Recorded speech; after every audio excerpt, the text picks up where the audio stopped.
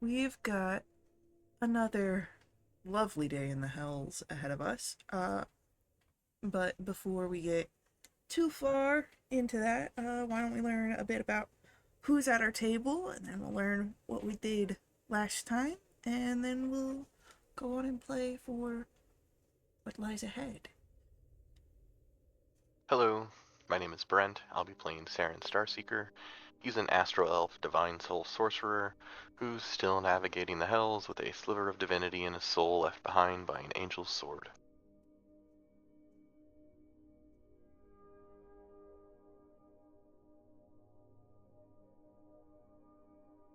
Hi, I'm Kelsey. I'm playing Ash. She's a tiefling fighter, Psy warrior.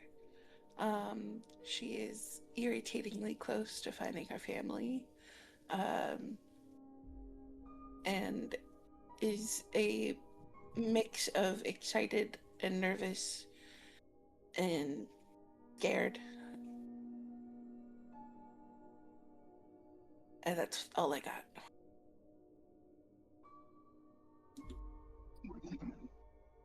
I'm Ronald, and I'm playing Aziz Rivet,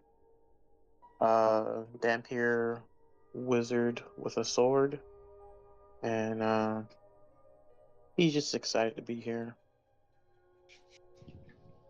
in the snow, in the hells. That is all. There's ice too. It was implied. Hell did freeze over. Um, Good evening. I'm Samir. I've been playing Redwind Glaw, a chthonic tiefling fighter slash warlock who mostly shoots things with his bow. Um, the thing that's at the back of his mind of late has been the fact that he's down in hell rescuing angels, and he's trying to figure out if there's some kind of long-term scheme of his patrons. And in the short term, after seeing fish in hell, he is never going to look at seafood the same ever again.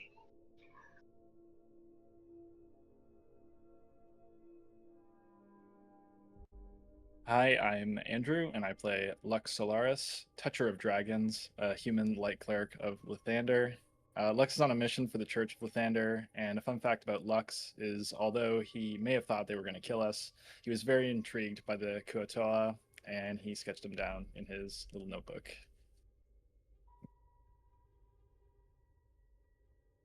I'm Caitlin. I'm playing Melior Sprin. Mel is a beautifully dangerous drow gloomstalker ranger with snow white hair and steel gray skin. This week's fun fact about Mel is while she is not as book smart as her sister, she takes a small amount of pride in the fact that she can remember the difference between stalagmites and stalactites. Stalagmite has a G for ground, and stalactite has a C for ceiling. And a small part of her wonders why people get them confused. Is the difference right in the spelling? Fun fact, Faye also gets messed up, but I remember it as stalagmites have an M because they're like mountains.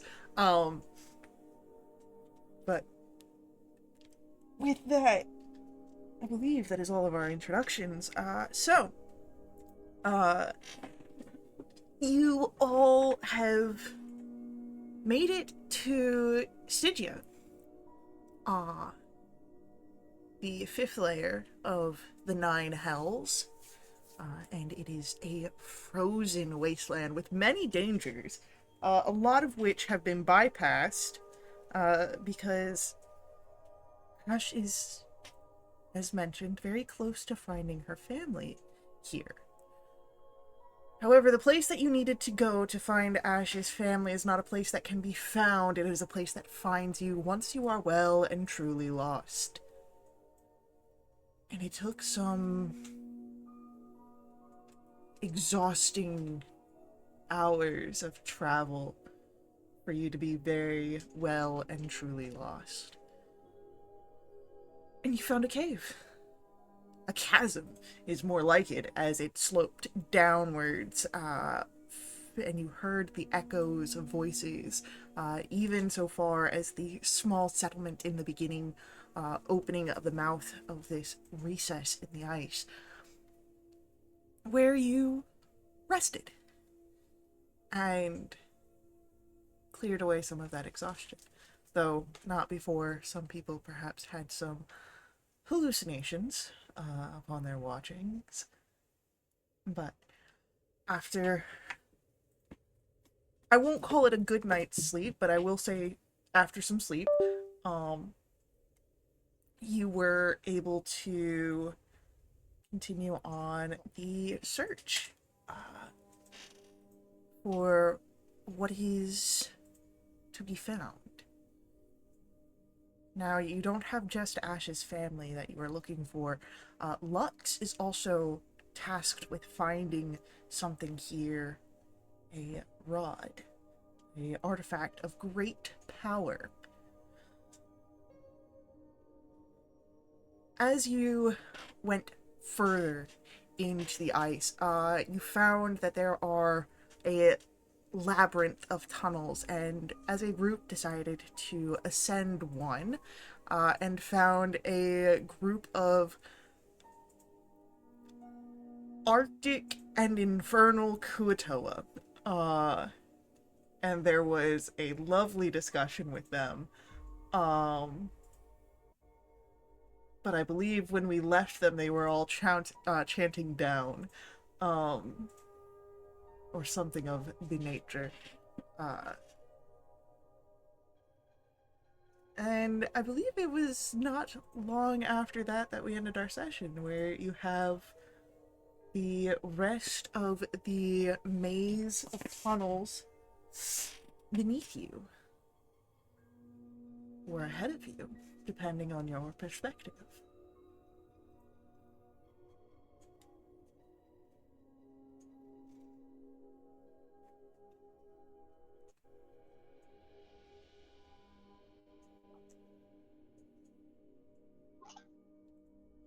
I mean, I'm assuming we're letting Ash lead us around at this point. My way around. I just know we gotta go down. Yeah, we came up to blinged out fish people, and now we're heading down to where. Gajaki. Yeah. Do we know what Dejaki is? We don't have anything beyond the name, right? No description. They called him something. He seems to be their god. From the interactions that you've had, he is the keeper of the lore of what is within the chasm. He is the one to which offerings are given. So, jockey, powerful thing right there. Yeah. Would Melior, being from the Underdark, know about Kuatoa and what they supposedly are able to do to other non-deities? I'll give To, like, you elevate them. I'll give you either history or nature, and you'll have advantage. Oh, they're both the same.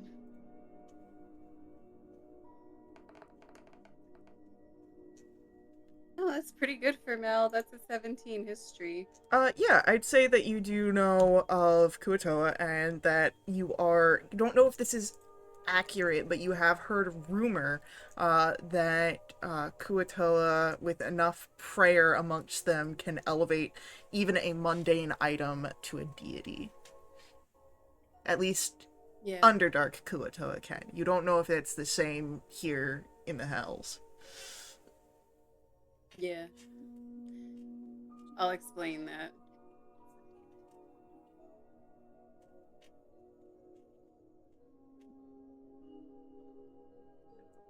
Did I Well, put Basically on headed down, right? ice dice? Yep. Just down. That's all they said. Multiple times. A lot of times. I think Well, they're they're still still saying saying it. Yeah. Yeah. It's Quite unsettling, but down we go. So I think we go back the way we came to where all the other tunnels were and just find one that goes down and Do you go remember there down. was one that went down? There was there was just one that went down, one that went up. So we came up to find the village or the settlement here, and then Yeah. we go back to where we rested, and then we go down. Essentially, I think, if I'm remembering correctly. Sounds good. Can Redmond keep an eye out to see if there's any like frozen corpses or anything on the way as we're heading down? Yeah, definitely.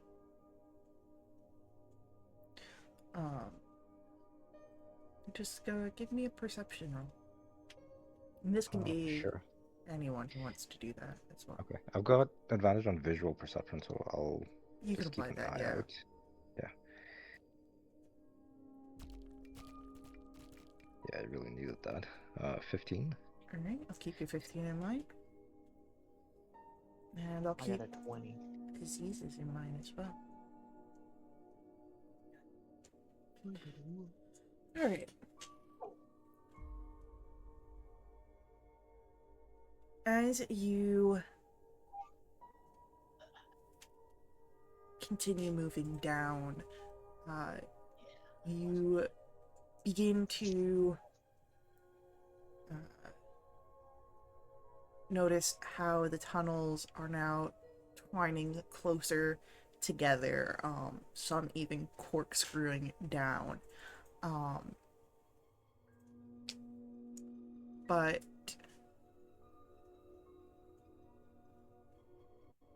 I would say that with a 20 perception, before you go all the way down, Aziz notices another cave off to the side that has light within it.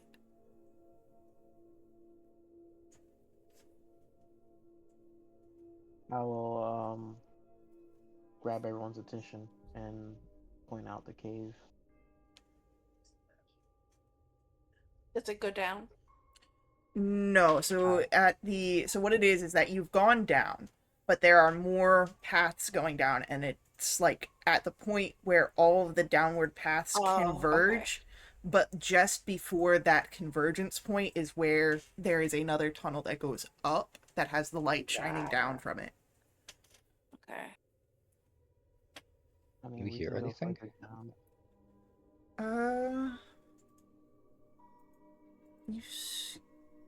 You hear something underneath the wind, but it's hard to place where it comes from. I make Jonathan go and look through go down the tunnel with the light. What? Did you just tell John to head into the light? Yeah. Going with them. That's As soon I'm as not John letting John leaves. go by himself. why are you punching the owl thing? I mean, Mel could have got in real quick and quiet. Straighten him like fodder. Sorry, John, I got your back. Wow. I like how I turned into the enemy because I'm using my familiar to scout. Like I'm supposed Are you to. using your familiar for its intended purpose? Yeah, but everyone loves your familiar, so. It's like, yeah, look, everyone loves my familiar more than they love me, and I'm just like, Yeah, because I everyone don't loves weird care. little But at the same Here's time, the like, what? thing. Here's the Look. thing. If you were to summon this familiar in the material plane, and it's just a normal ass owl, Ash would not care. She would not care about this owl. Because it's But because he's so ugly, and you hate him, Ash would die for him. Don't hate him. I'm just like, he's got those pathetic eyes. I'm Yes. just gonna say the I owl don't hate reminds him. me I'm of. just annoyed about my spells being manipulated against my will. You know. I'm gonna say the owl reminds Redmond of the little gnome fella from back in the first level of Hell. The one who like gratefully accepted our Oh, the imp? yeah, the imp. Oh, yeah. The input The accepted, pocket like dogs. yes, yes. The one who Pocket dogs? appreciated, the one who appreciated the pocket dogs, and none of you Hathens appreciated. You guys brought it just the way that he liked it. Exactly. Sensing a theme for me where I care about underappreciated small beings more than others. Great little crows are the best. Like, Uh, easier to trust. this is definitely a Kelsey problem. Don't worry about it. How to tell a Kelsey character? Where's the small creature?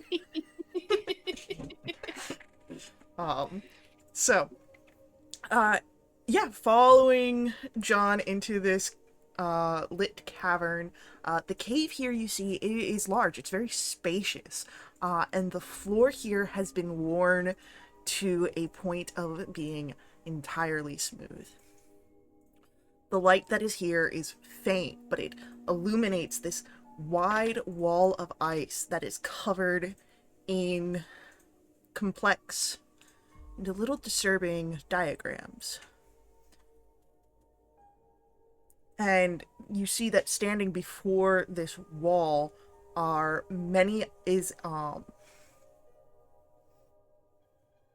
there is a many-eyed being of a bizarre form.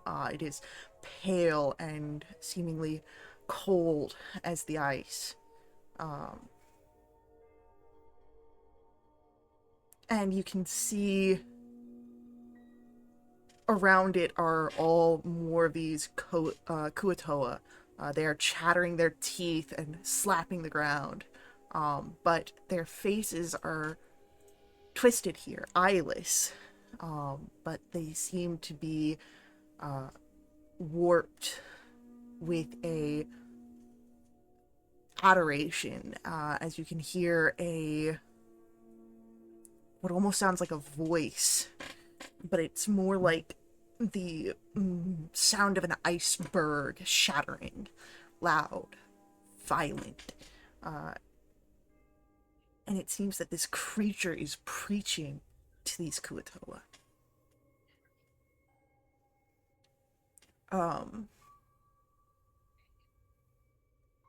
I think actually one of you might be able to understand the words here.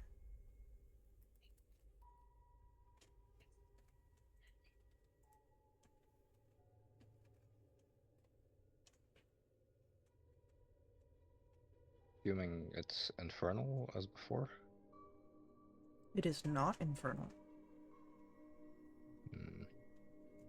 Redman only knows Draconic and Elvish, so. It's outfernal.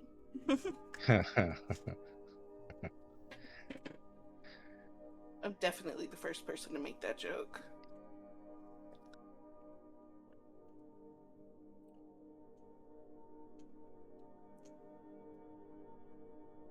So far, only one that I have seen.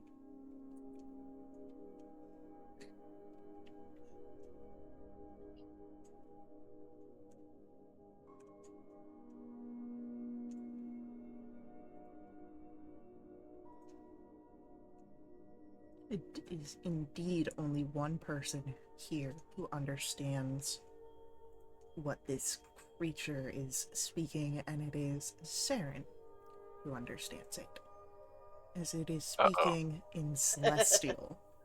Oh, okay, that's not as bad. What does Saren hear?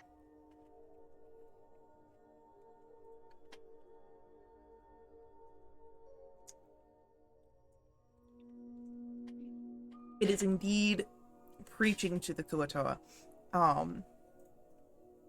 about the needs to build a gateway from the chasm to the higher realms, as it is here to save the chasm, to reclaim it from its unlawful place within the hells.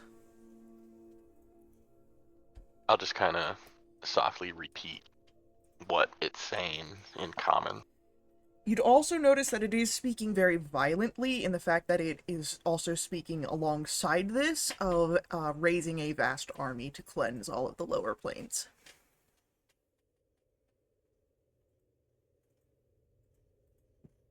Yeah, Saren shares that too.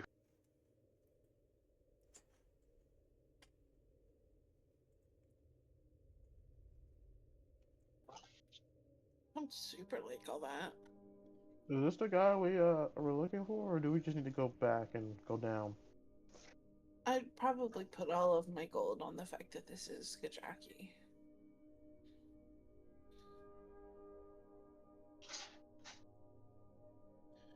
You say It's that not a out lot of loud. gold. How far away are we at this point from? It is a large cavern. So I'd say that you could be about maybe 100 feet from seeing this.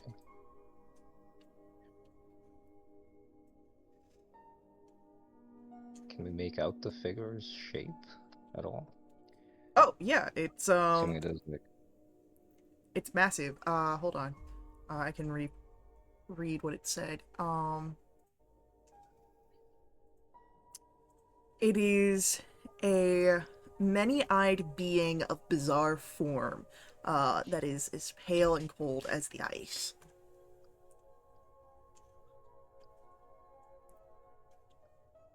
Is it humanoid in shape? It's a bizarre form. No.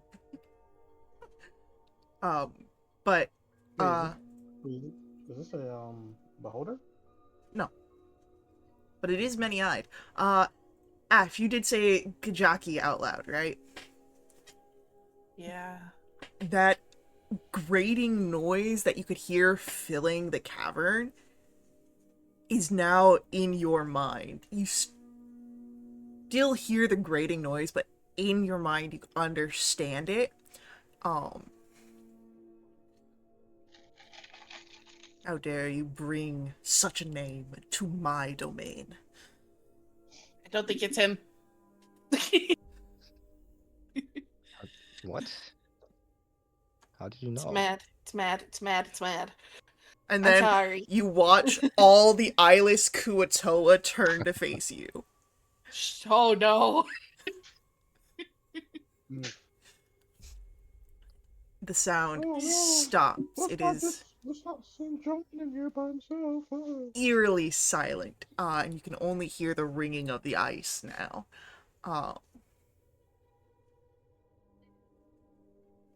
And it's almost as if the room gets colder, like ice begins to fill the air itself.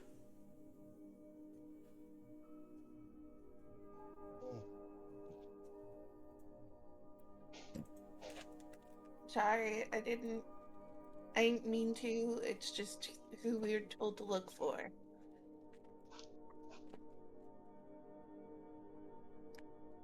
You seek false power and false protection. I'm sure we do. But it's all we had to go on. We're just seeking answers, not power from anyone. I will say that so far, the mental connection was with Ash. The rest of you still only hear silence. Oh, okay, We never mind. see them all like just Yeah. turning and staring at us. Yes. Why aren't they saying anything?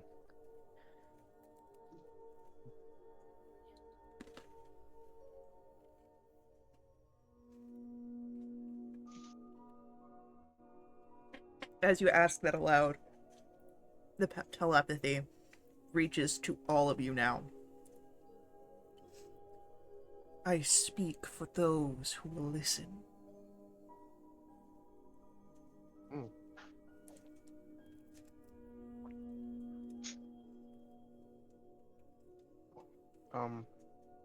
We're not seeking to cause any trouble or any whatever you have planned going on here. We are just seeking answers, and we were told to come down here to contacts the person whose name I will not say, but you clearly have mixed feelings about.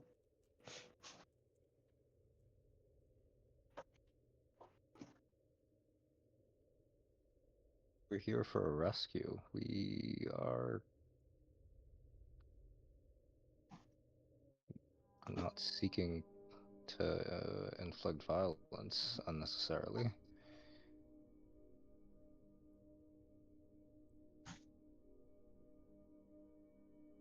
We are all gathered here for a rescue. To bring the chasm beyond this unholy and meager design that constrains it. Totally understand that, but there are people here that aren't supposed to be. None And- should be here. This should be elevated to the heavens. I'm with you 100%. But so those people that are here cannot be, we gotta find them. So if you know where they are.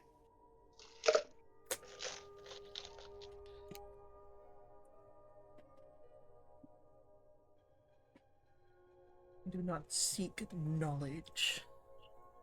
I know all that is needed to be known, and I apply such known things to the sermons, to the preparations, to the wars and gates that must be made. And as this is happening, you see like all the Kuatoa start to turn back to face the angel. Okay.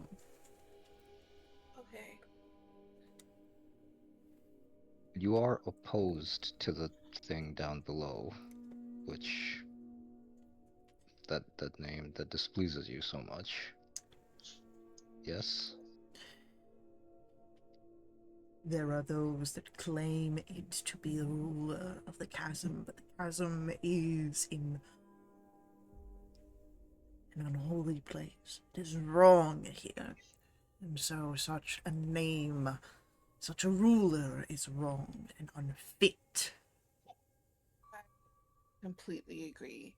How about this? We'll let you get back to what you were doing, and we will go find something else to do. That sound good? Break. Give me a persuasion roll. Bad at that though. I want to try something after. That's a Ash. big 7. The air gets colder. I'm sorry. So in this case, this is a celestial, right? It's speaking to the Yeah, At some or point, it like was. some kind of. it's definitely got a celestial origin. Like it seems like, does it have wings? Again, the shape is bizarre as you said, but You don't see wings, but it does have like eyes all over it. Oh, we're talking biblically accurate. There we come. Yeah, we're talking about Just biblical. thinking that. Yeah. Hero. Okay, cool. It's a seraphim.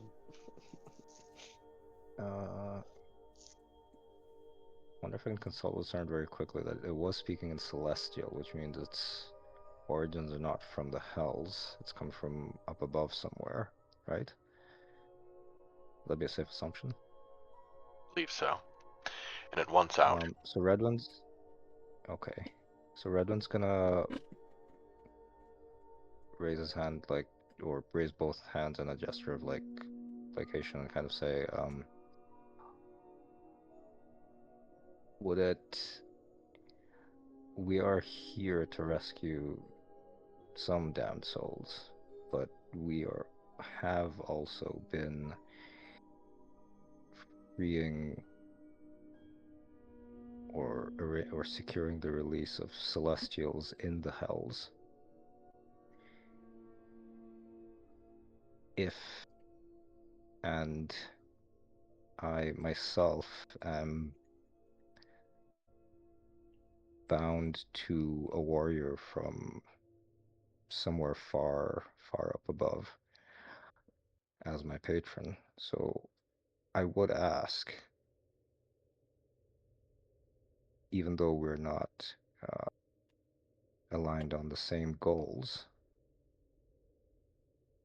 would you find it acceptable to guide us in our journey? Because everything we have done here so far has supported, if not in some small way, the liberation of the Hells.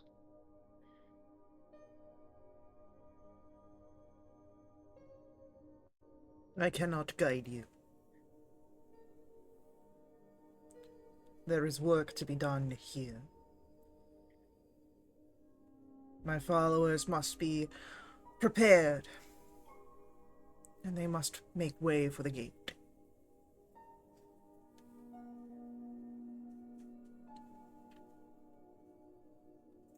This guy doesn't feel like he's trapped.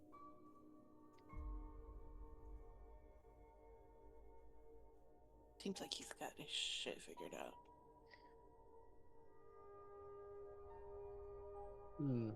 That's debatable, but Hey, do I agree with him? Not 100%. I agree with him, but yes. I also agree. You know, we don't want to hold you up on getting to that gate. We're just gonna, hit the old ice trail and Can you ask him his name before we leave, though?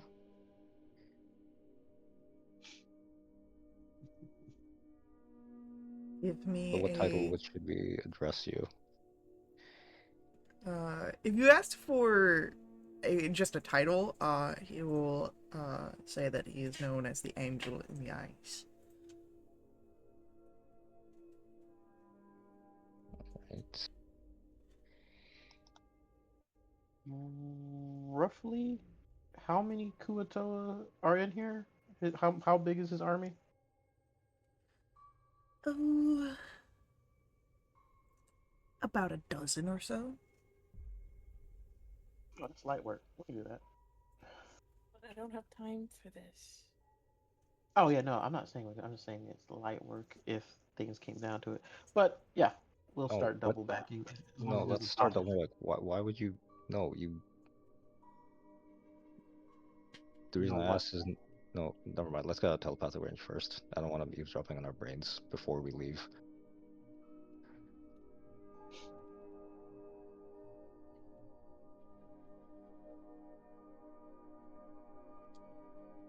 We get out of assumed telepathic range.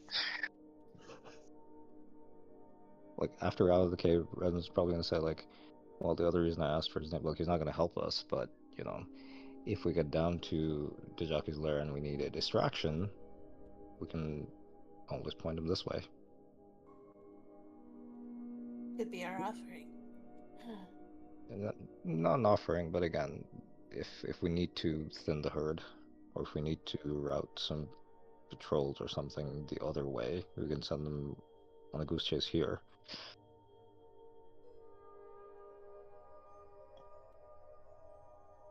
Anyway, I'm sure he has this shit figured out. Yeah. Options on the table. Option is on the table. Let's continue going down. Yeah. My favorite thing to do in the hills. Down, down, down. No, don't do that. Not you too. Ooga chaga, ooga chaga.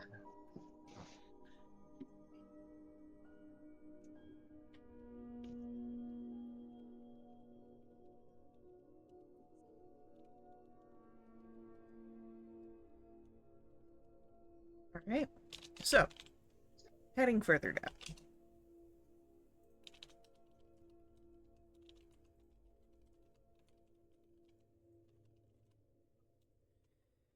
Do, do, do, do.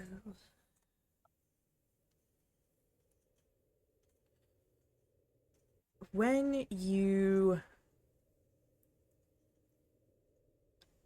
cross over the edge to fully descend further, there's still, of course, more tunnel to walk. You're not at the bottom yet. It's just that the labyrinth of above is now more condensed, more contained.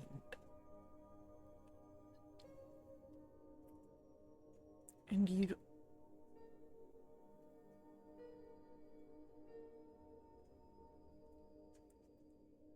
start to see things.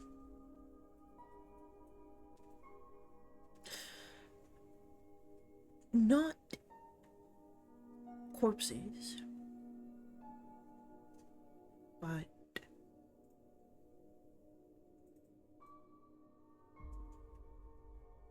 pilgrims. Kuatoa.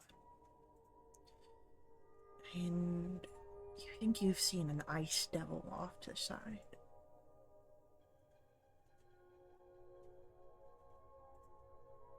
Everyone roll for me perception.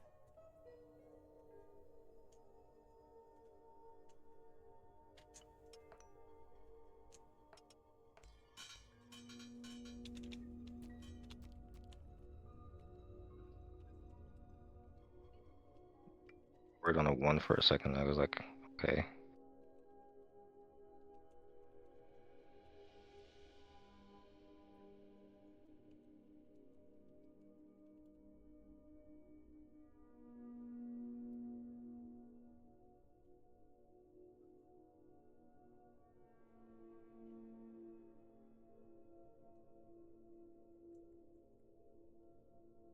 You see that there is movement within the ice itself. And that sound you heard on the wind before, that almost speaking, comes from the ice. You see these motions, you hear these sounds from ahead, from below, from left and right. You see treasures, hands that beckon you, welcome you with an embrace. You see the faces of those that have been lost to you, friend and family alike. And figures that are ever out of reach.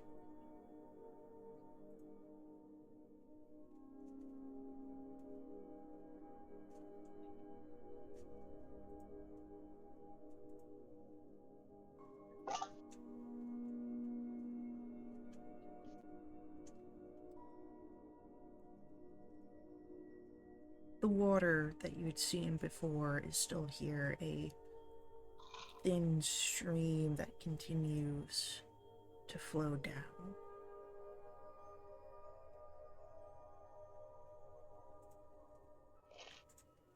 But there's movement in the ice.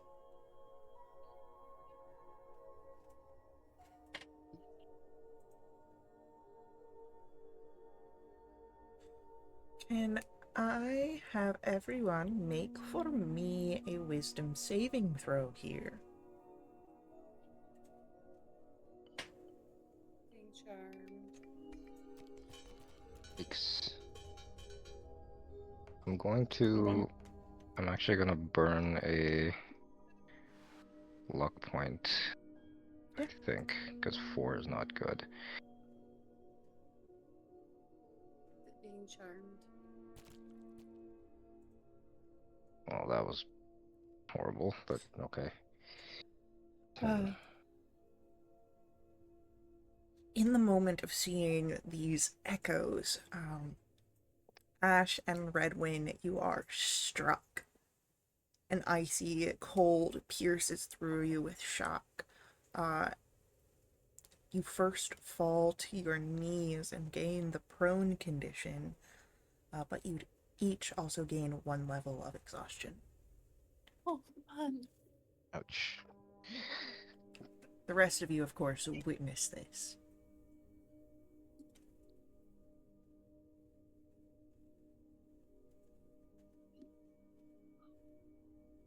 Is there a central figure?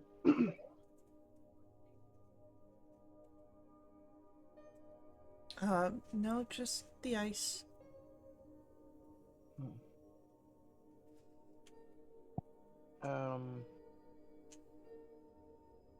I think we need to back up and back out of here for the time being.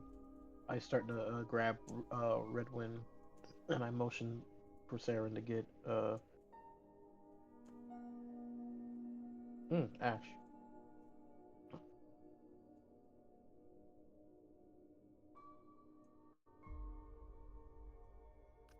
Yeah, I'll step in there.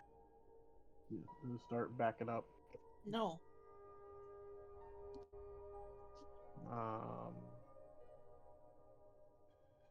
Okay. Do you know what's happening? I know that back is not the way that I need to go. I'm not saying we leave. Listen to me. I'm not saying we leave. I'm saying we back out of the room and assess what's going This on. is happening in the middle of a tunnel. So just to keep that aware, this isn't an area that you'd turn back into. This is, if you wish to proceed forward, you have to move through here again. The only way Okay. out is through. I thought we entered the room. My bad. No. No. Alright. Then I retract my statement. I just Give will help. me a minute and we'll go.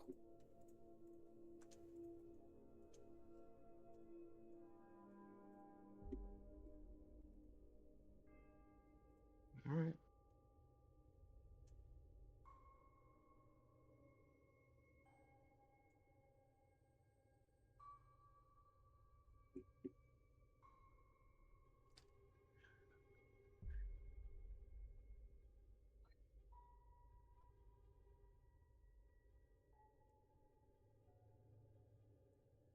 I would like for everyone to tell me one thing, one echo that they see in the ice as they are moving, something that calls to your character, whether it is something lost to you, something you desire to gain. What is one thing that that your character sees?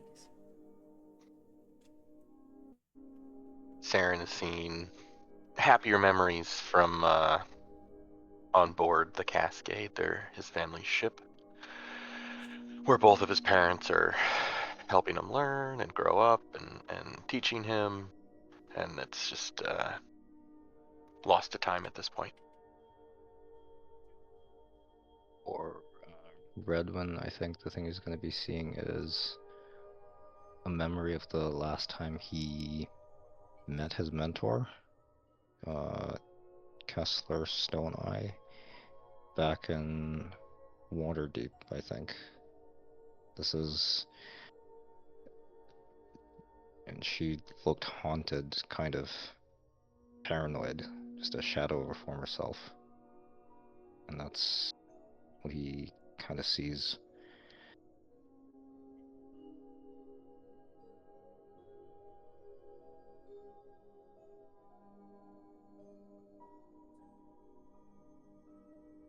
I think Ash would definitely see her family in these echoes, but she already knows that they're here somewhere. So that's not the thing that gets her. What trips her up, I think, is that she sees Deeren, and that freaks her out.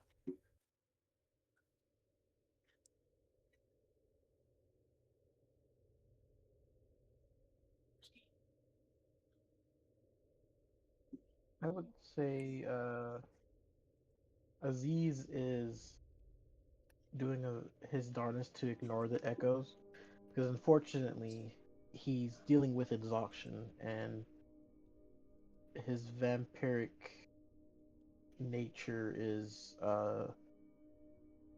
he's trying to be uh focused on the moment, but he's ignoring an echo of his mother draining the blood from his party members and trying to feed it to him in a cup.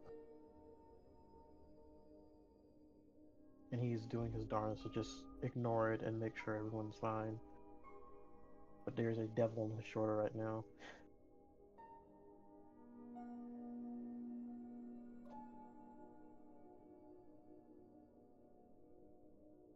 About Lux. Lux sees a few different silhouettes and people, not necessarily that he knows. He sees what he thinks to be maybe his parents.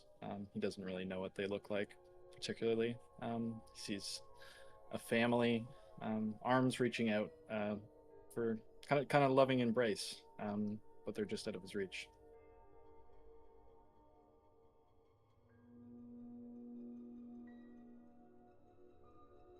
Meliodas. Meliodas doesn't so much see echoes of a memory per se. She sees an alternate reality where she returned home for the first time with Saren as well. But there wasn't demons running amok in Menzo. Her family home was just as she had left it. Both of her parents were there, happy to see her. She sees her father with a look of pride on his face, and he opens his arms up for a hug and is just being tormented with what could have been but wasn't.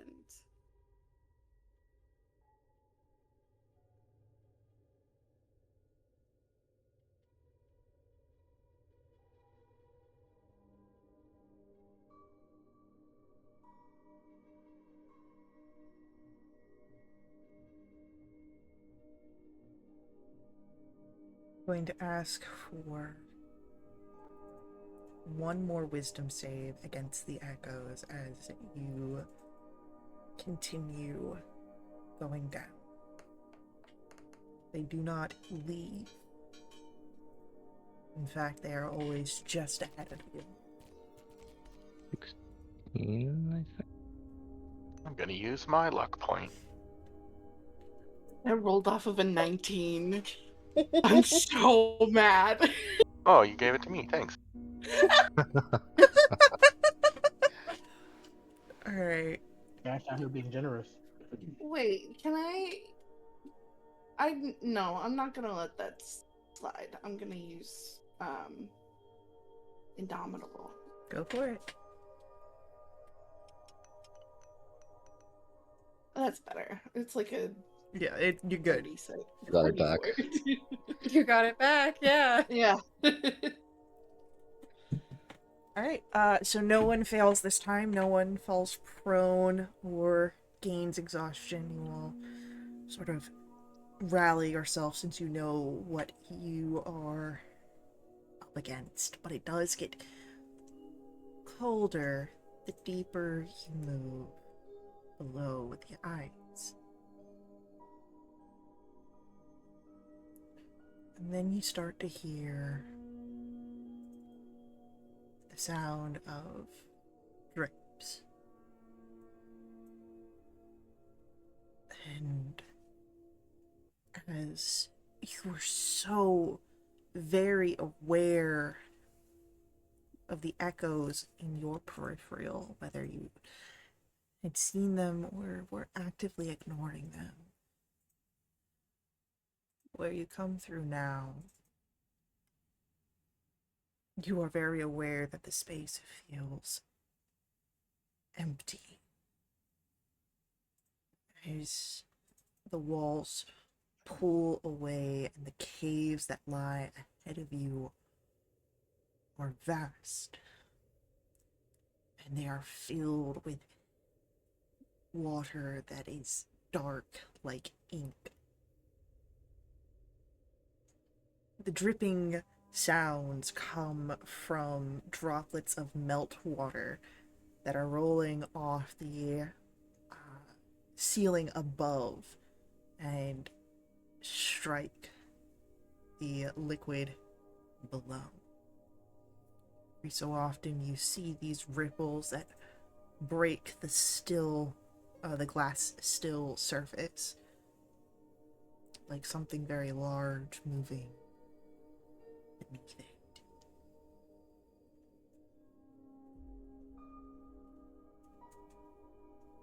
I will say that at this point, it is dark. If you do not have a light source, you are blind or you are relying on your dark vision. Relying on dark vision. Relying on superior dark vision. Well, if you're calling it that, I'm relying on devil sight, so. Oh, Mic drop. Man, I just got plain old dark vision. Saren activates his true sight. I don't think you want to do that. No, I got 1 minute. All right, cool. Lux is gonna stick a light on his rapier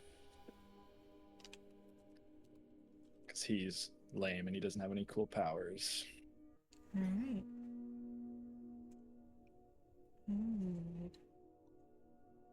Why are you?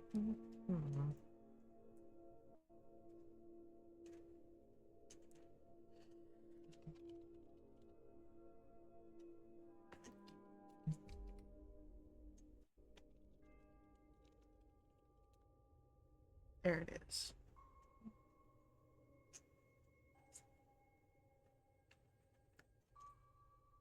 Cool.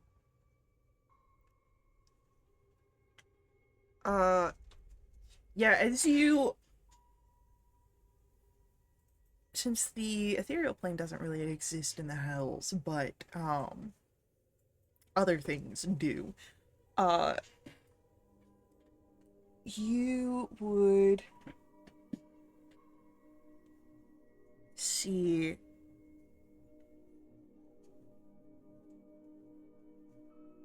trapped souls all frozen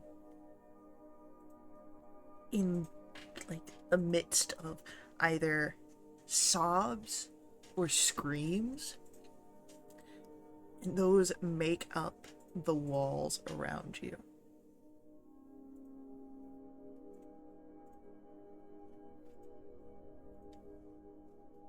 I assume this is for Saren's true sight. That is Saren's true sight.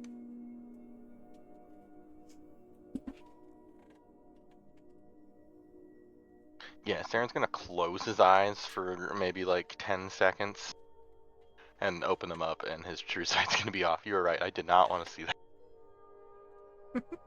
We see any of that, or Nope. no? That's No, a we true just do sight it. only thing. Yikes. Saren's gonna quietly say, so that everyone can hear. This ice is a prison. There's souls frozen in time all around us. It's made of them.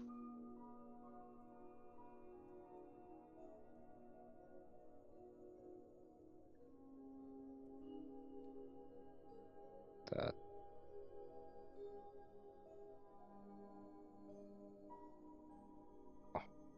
I want to say horrifying, but not unexpected. Ash is pretending that she didn't hear that.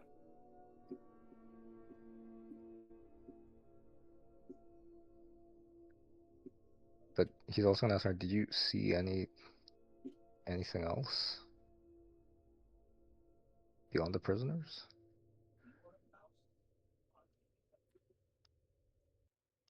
Nothing particularly. It was like we were being surrounded by them.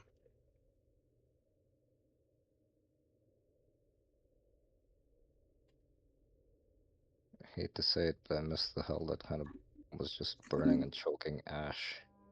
This is worse. I didn't expect it to get any better the further down we went.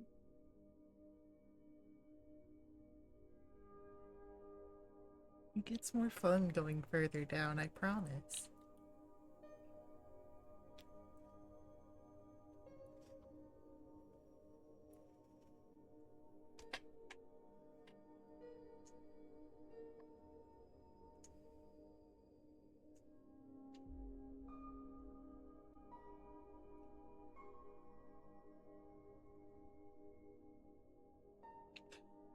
So what do you guys want to do with these? Let's move on. Okay, let's take an inspiration. Thanks. Ash has got her fingers in her ears trying not to listen to Saren. So yeah, so what do you guys want to do with the lake in the ice?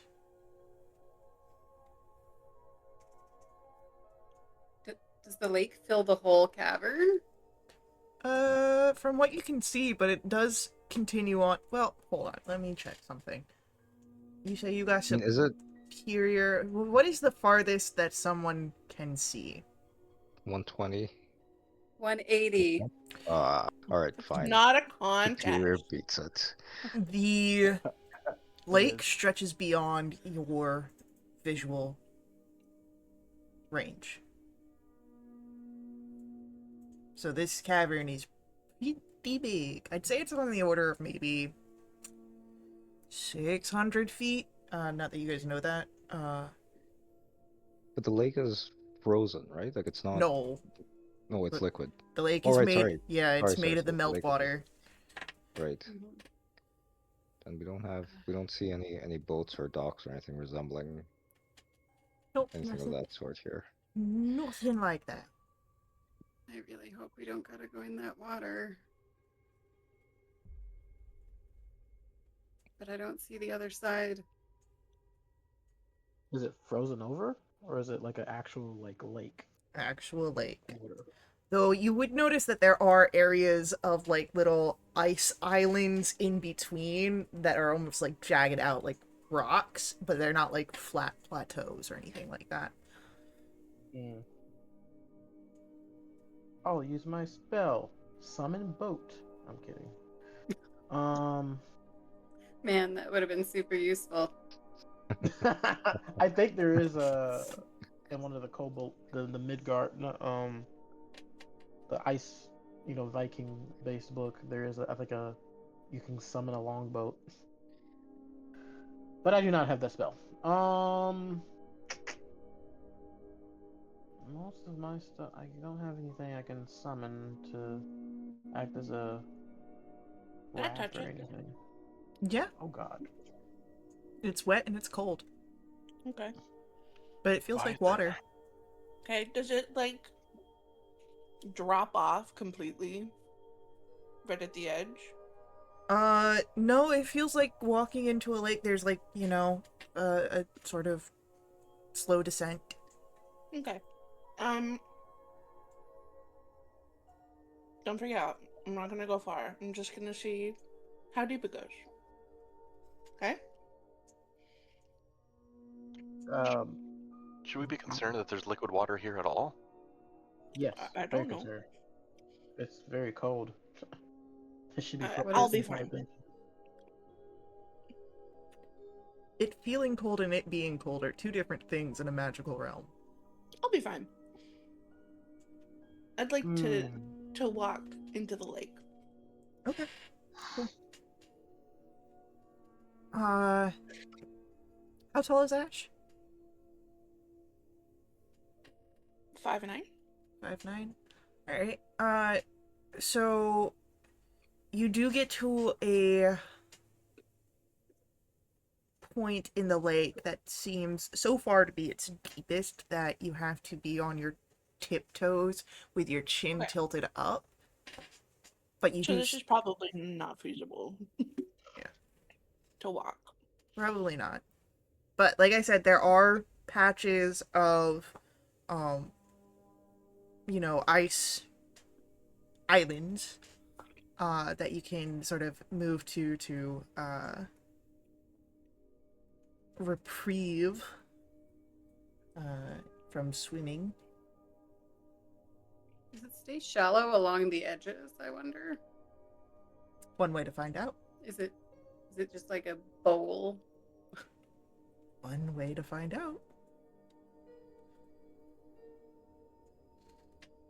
Yeah, it gets pretty deep, but I wonder if... let me check the edges. I'll see if it just stays shallow. Hey, that's a really great idea. I'll come back and kind of just start walking around the edge. Yes and no. Like, in the deeper parts of where you've walked, it's a little bit easier. So, like, you could be either chin tilted and flat foot or tiptoes and easy chin. So there is some slight variation of it being shallow, but not terribly much. No, guys. I think we're gonna have to swim no matter what. Hey, Does everyone know how to swim? I believe that Saren does not. I Sharon, believe it's canon that Saren does not. Yeah. you want to hold on to me? I'll give you a piggyback ride. Oh, I might be able to help somebody. John. I need to read a spell. This feels significantly different from preparing to be, swimming off a boat in Luskan or off a marsh somewhere in Faerun.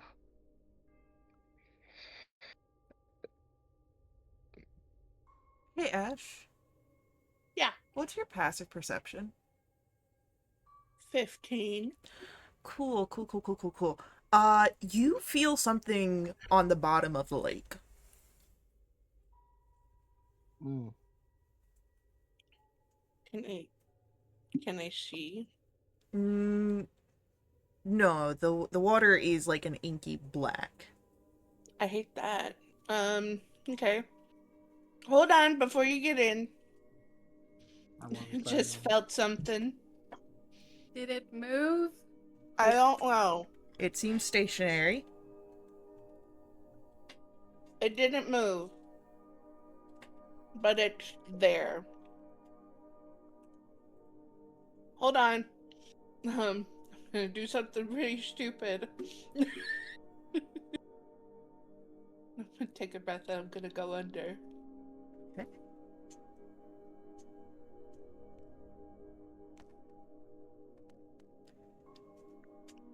Alright, I should have had this pulled up already. But you do grab hold of what you felt very easily. It does seem to be an object. Mm? And We're looking for an object. you are looking for an object. This is correct. Is it rod-like? I was like, Ooh, this repeated. no, it is not rod-like. Yeah, man. That's It- both disappointing and wonderful. Is, however, I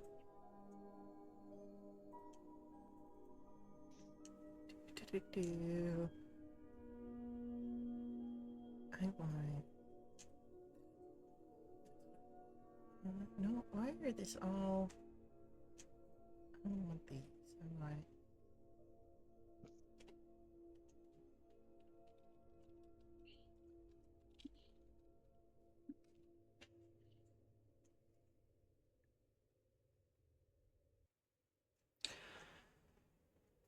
You come back as you pull this up. and you have a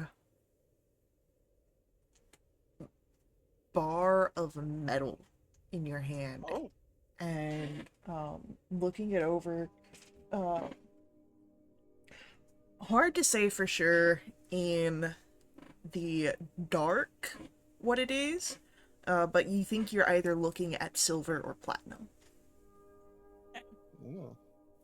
That's some money. It is some money. Now who's mad at me for doing the stupid thing? I'm gonna hand it to Melioras. Because I just heard more. Wow. Since Lux has, as you like come back, since Lux has the light, you can see that this is a silver bar here, and I'd say it's about 5 pounds.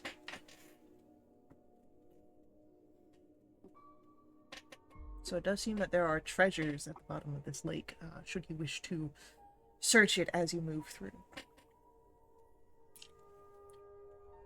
I should be able to help 2 people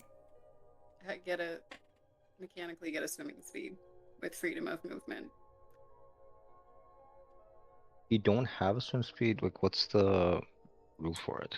If you don't have a swim speed, it's half speed, because it's considered difficult terrain. Well, okay, here's the thing. I do have speedy, so if you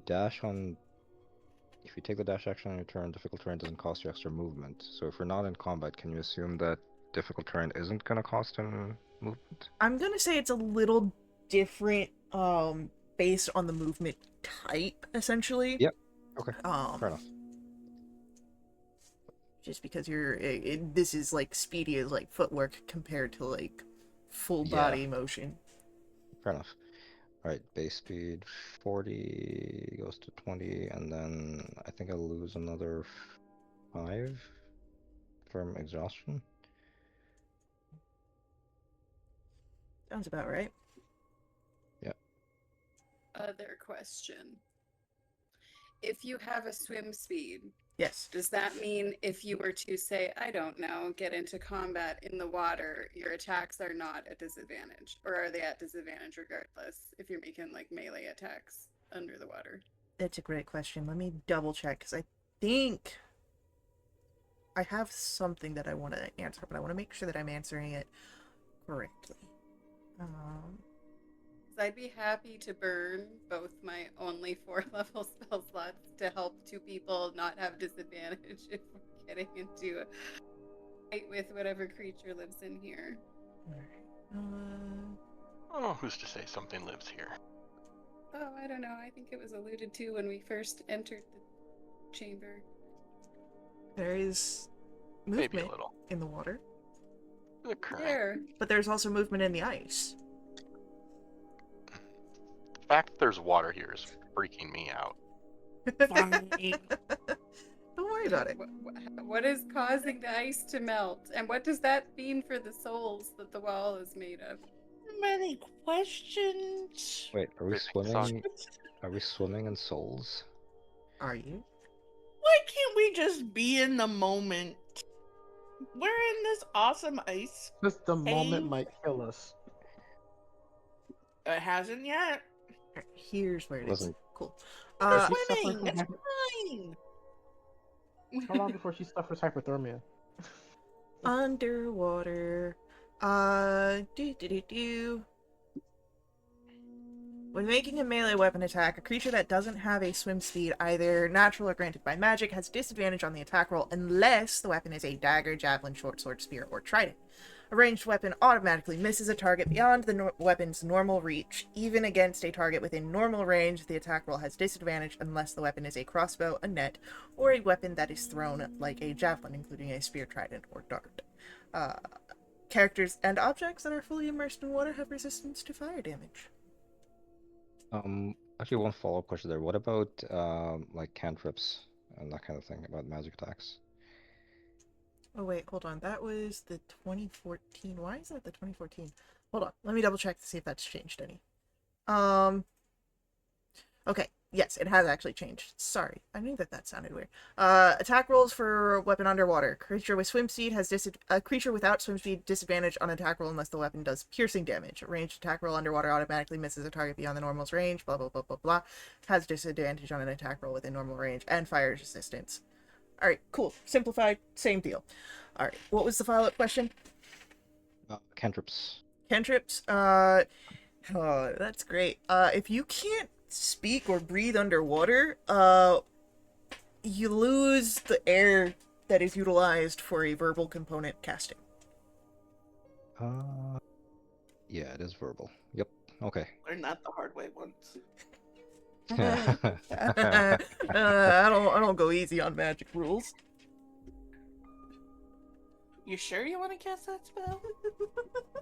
I want you guys to be aware of the environment that you're in and, make a decision fully informed on if you want to cast Pass Without a Trace within enemy territory. And I thought we were playing a fantasy game where we got to make the rules.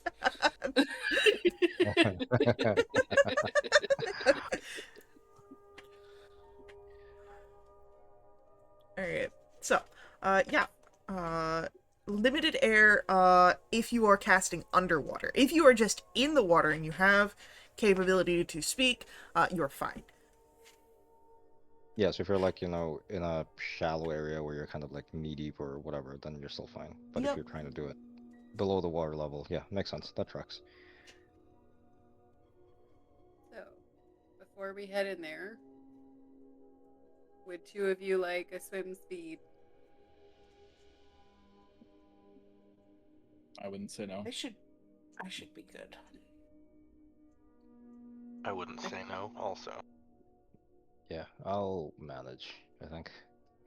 I think I can, if we take a short rest for a minute, I think I can switch out one spell, I believe. And I can do water breathing.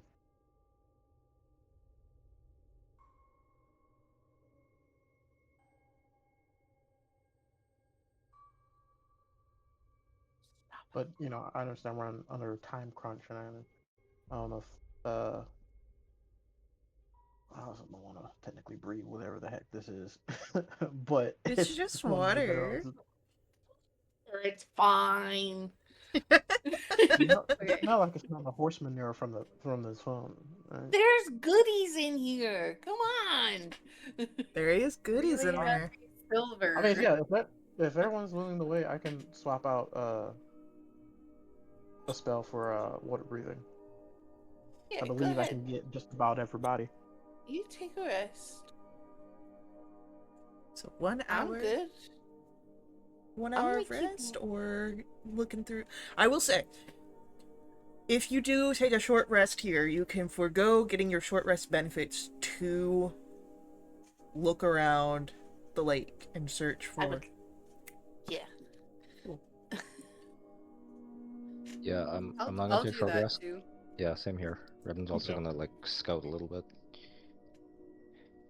So Alright. I'll hold off on casting the spell because it only lasts an hour. So I'll wait until after the short rest is over. So if you're checking out the lake, you're doing it as your normal self for now. Alright, so just to make sure, we've got Redwin, Mel, and Ash doing lake checkouts. Yes. Saren's gonna supervise from the quote-unquote shore. Hands on hips kind of supervise. No, he's sword in hand, supervising, watching for dangers. Cool, No cool, cool, cool. splashing. It's the beach episode. In hell. Saren's The guy who can't swim is the lifeguard. I love that. And you can't discern colors of everyone's swimsuit, so you don't know if anyone's drowning.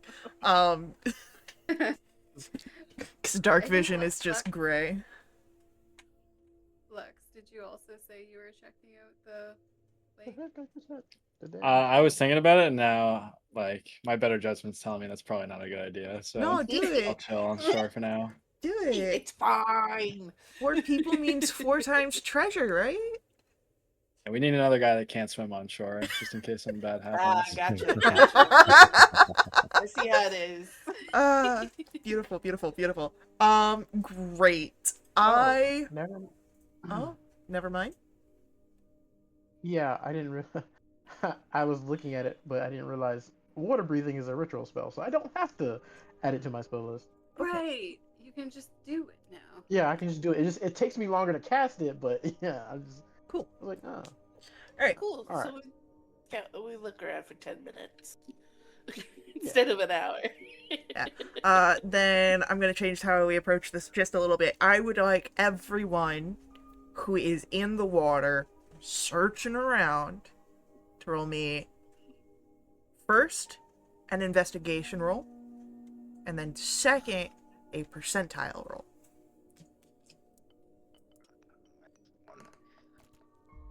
And that's I don't. That's Is there even 3. any point in me rolling a percentile if my Yes. investigation is a 2? Yes. I'm gonna burn a luck point as well to reroll that investigation roll, and I then I'll really roll the percentile. Was hoping it would have been perception. 16. Okay, and then percentile 25. Great.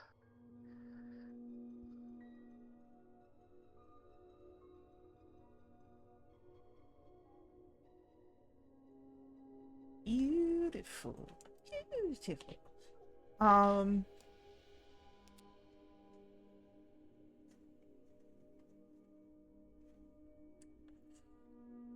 So.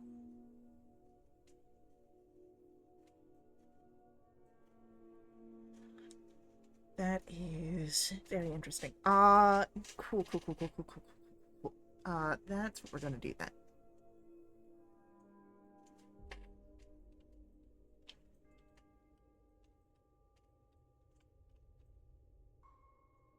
So everyone finds something. But let's go through and see what people find. And we'll start with Redwind.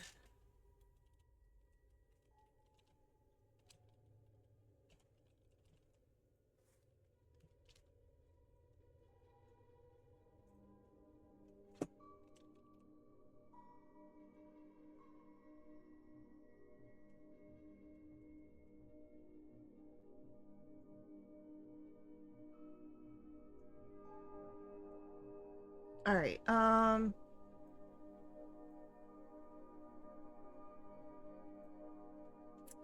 Redwin, roll for me a d6. A d6. That is a 5. 5. Cool. So, Redwin, you pull up a bag, and it's fairly heavy, but it does seem to be watertight. It seems like this was perhaps an adventurer's or pilgrim's bag. It's pretty heavy, and there will be 5 items in that, which I will roll up and get to you. Probably over break. Ash, roll for me a d4.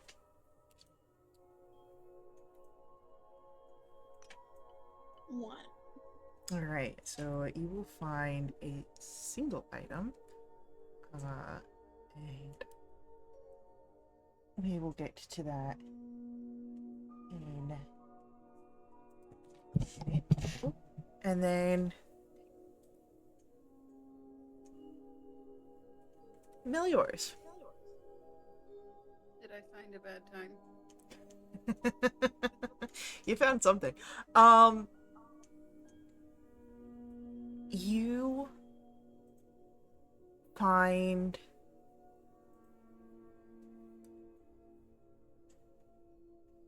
what seems to be an egg.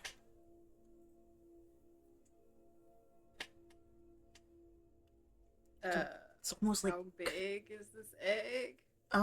you need 2 hands to hold it kind of big, and it is kind of like a fish or frog style egg, so it's like spherical and soft. Do I recognize it? Roll for me nature. And I will say that this is a high DC. Oh, this is gonna go great. That's a 14. No, you don't recognize this. I will say with the 14 though, it does seem to be intact.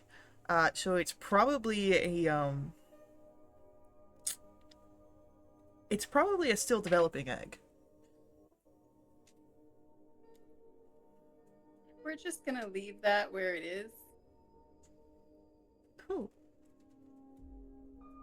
Yeah, I'm not upsetting whatever lives in here that laid that.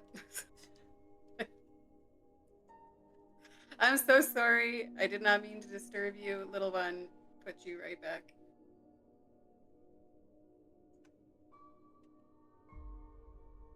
Cool.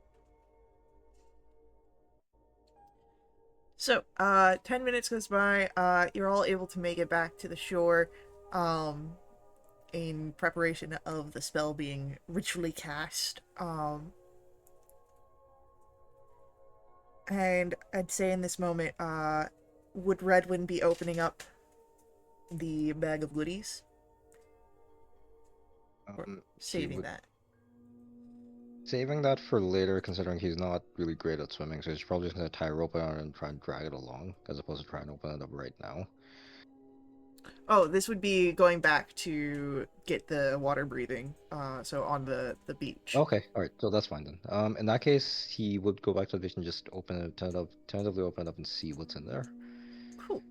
You see items of wealth and specificity that Faye does not have on hand right now. Okay. But these are like valuables essentially. Like Yes. nothing. I don't see anything Everything that has been found is valuable in one way or another.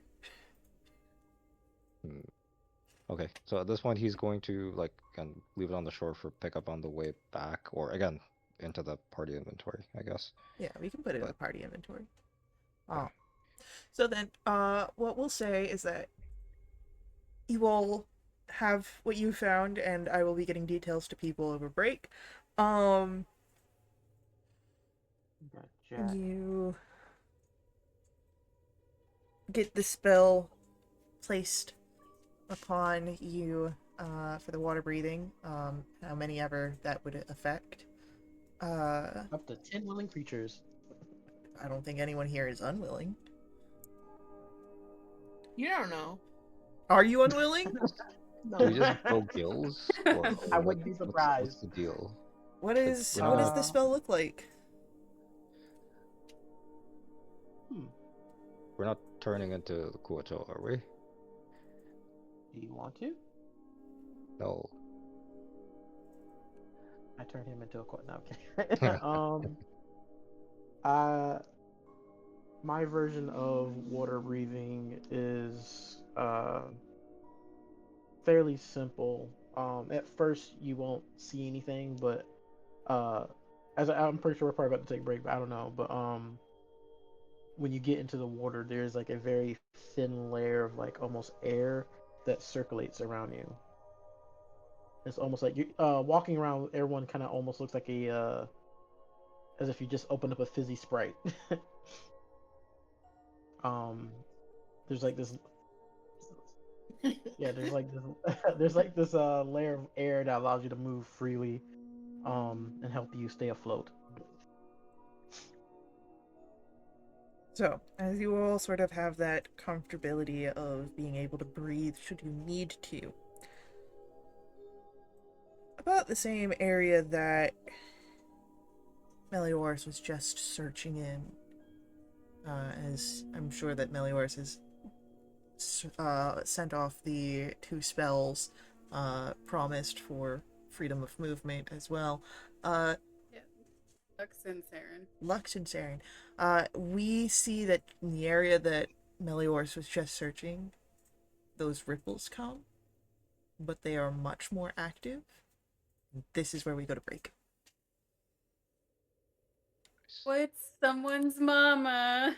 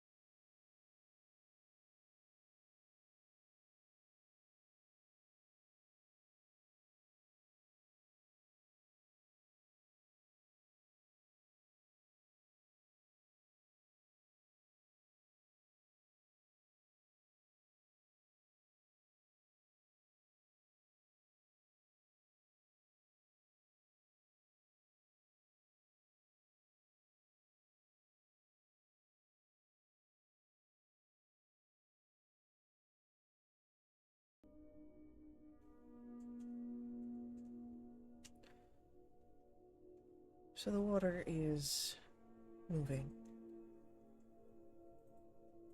from where it had been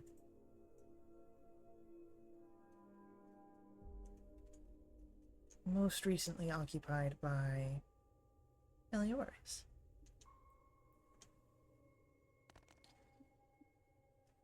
And anyone that has either light or dark vision can see a break at the surface of the water. Not just ripples of activity, but something breaching it. Tentacles. And do I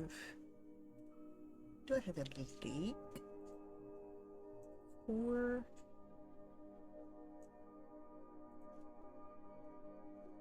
some?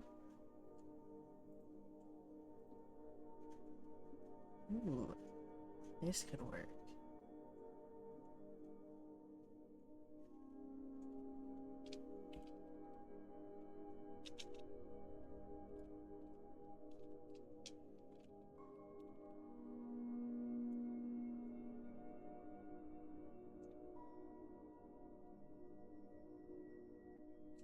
We'll use this.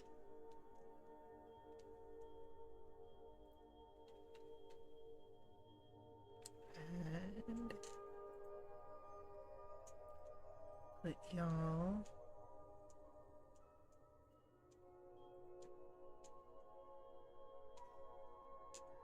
over here.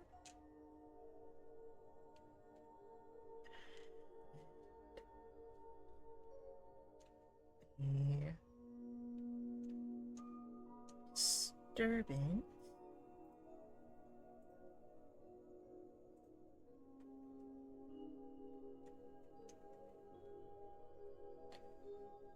right over here.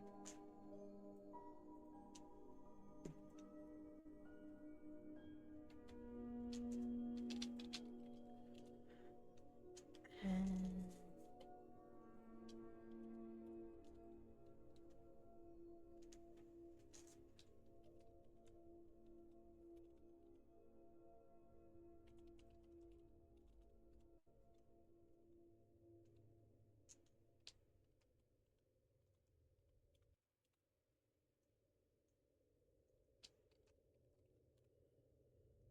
y'all can position yourself over in the top corner as much. Oh, I didn't have it displayed. That's right.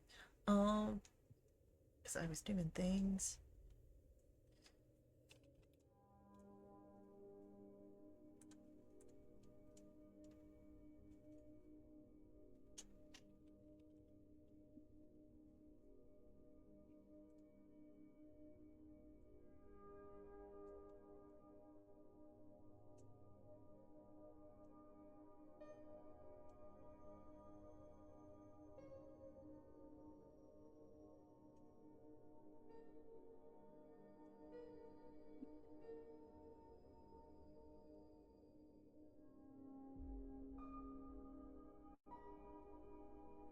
Now you can see and then position yourself however you'll see fit up in the top corner. Are the places where we're seeing the ice, is that where we'd potentially have a foothold? Or would we be able to stand? Or This is in the water now. Those Okay. yeah, this is Sorry. just the best icy thing. So where you guys were at was where you'd be in the top. Okay. When I said position yourselves where you like, I meant in that corner. Since you guys are in the water. Like this is just the best that I can do with the maps that I have. But this frowny face down at the bottom, that was where Mel was searching and had seen now where all the and where you guys all now see the movement. The tentacles breaking through the water. Oh, you didn't mention tentacles. I did too say tentacles. Yeah. Oh no. Yeah. Mm-hmm. I blocked it out. Yeah, that's accurate. So, Are we fully in the water at this point? Are there any like loose blocks of ice that can be used to like temporarily stand on, or like it's all not just stand on, no. I would say that this isn't like, I'd say that where you guys are currently standing is like chest level depth. okay? And then over where the frowny face is a lot deeper. Thanks. That's like All right. tippy toe level depth.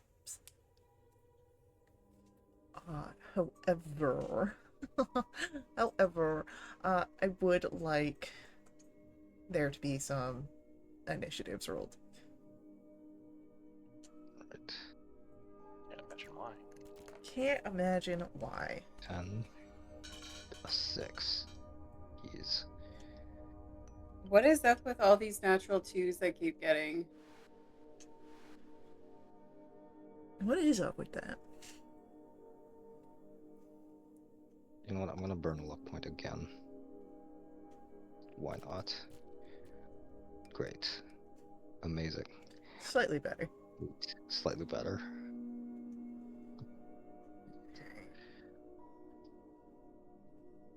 Because I always forget I can switch with someone if someone would prefer to be in a different initiative order.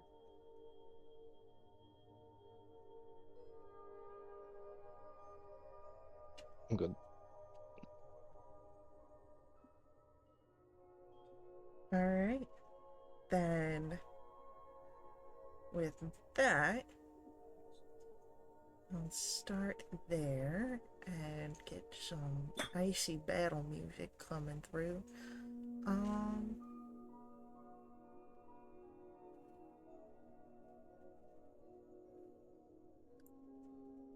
that's a good one to have for later.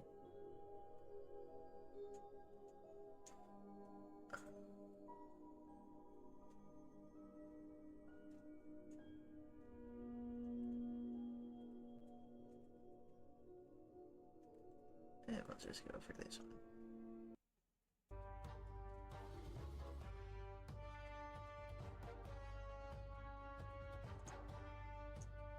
Alright, so while you see the tentacles merge or starting to come out of the water,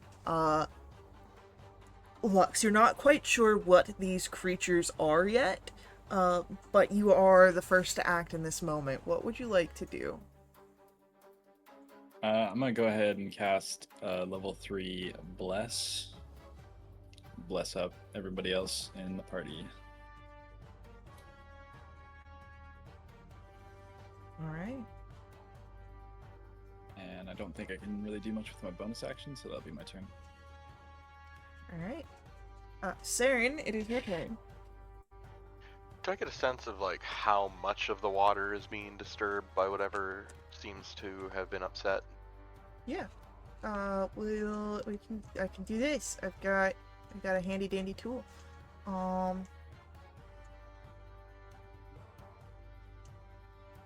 About that much water. That's a lot of water. That's a lot of water. It's like 30 foot wide. Okay. Saren will use his action to cast Mage Armor, and his bonus action to release his innate sorcery.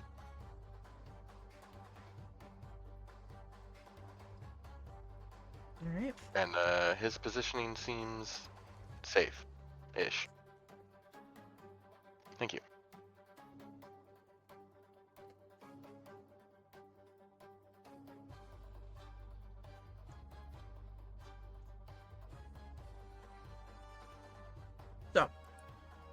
So at this point that you start to see the water is beginning to break, and these large creatures moving out. And the first one starts to swim in your direction.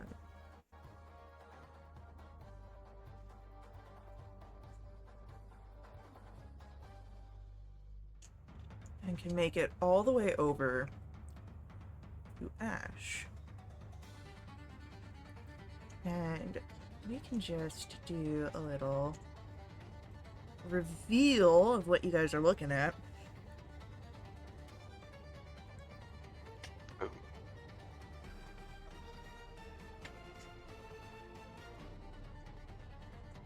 So.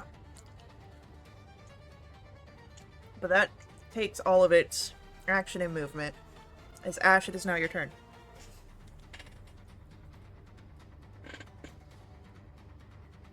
Well, that's nice.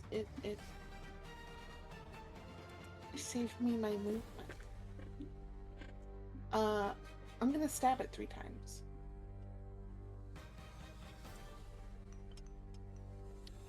Uh, 27. Yep. 25. 33.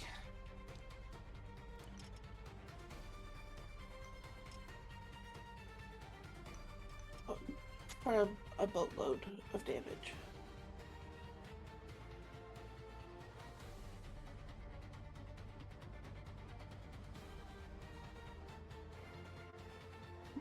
Okay. Could I make the last one with Psionic Strike? Sure, go for it. Add another D10 for 6. Alright.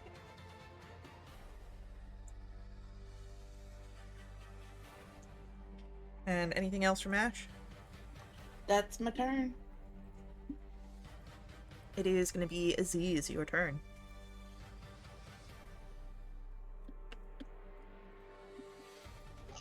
Yeet.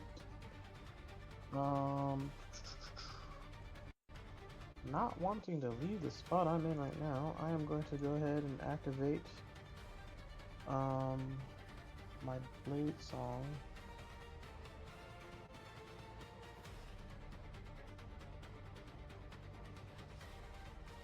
Which I wish they had on the action page instead of me having to go to features to activate that.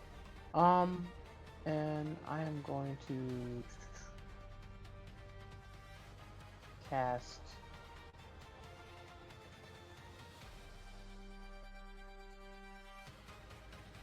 at 4th level Searing Ray, getting 3 shots at it.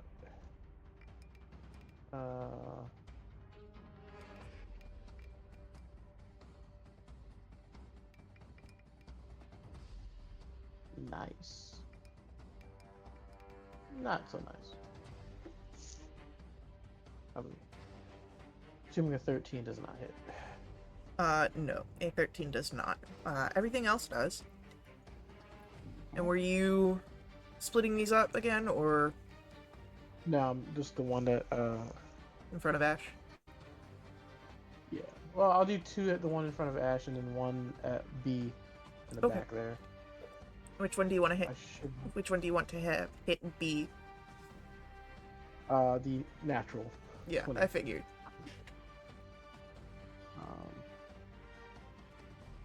Right, did I? Oops.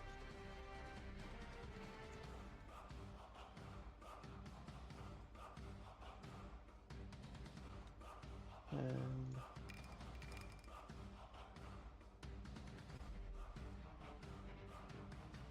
those are the first 2, so a total of 25 radiant damage to the one that first came up with us. And then Good. nice. And And then this would be a total of 30. 31. Yes, but And you said radiant? yes. Alright. Cool. That it for Aziz? Yep. Meliors, it is your turn. It is my turn. And I could get into melee with D with my movement, but that puts me really far away from everyone else. But I'm a melee person.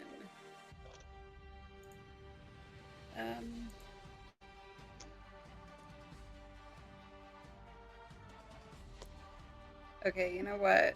I'm gonna go 1, 2, 3, 4, 5. Kind of be halfway between. I'm gonna use my bonus action to Hunter's Mark B. And then I will hold my action to attack whichever one gets in melee range with me first.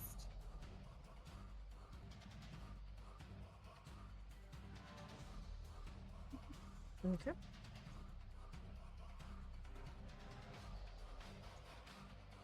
It is going to be B's turn. And it is going to move towards you. And as it does, you can take your reaction attack. Perfect.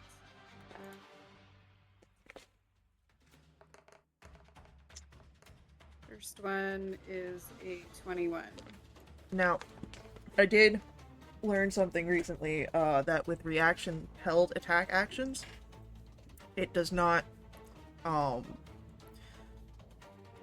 incorporate like your light. I know that some people, more rules as written, will only allow the one for attack as it is written. I will continue to allow multi attacks, but if you have like light action, like dual weapon stuff like that, not on a held action. Okay. Would have maybe slightly changed what I did, but that's okay. We're here now. Yep. Okay, so I'm assuming that's 2 hits. That is 2 hits. Okay, so let's see here. And this is the guy that I've Hunter's marked. Correct. So I'll get some more damage on there. 2d8 lightning and 2d6 force. Yep. So 29 points, I think, altogether. 29 altogether will get him bloodied.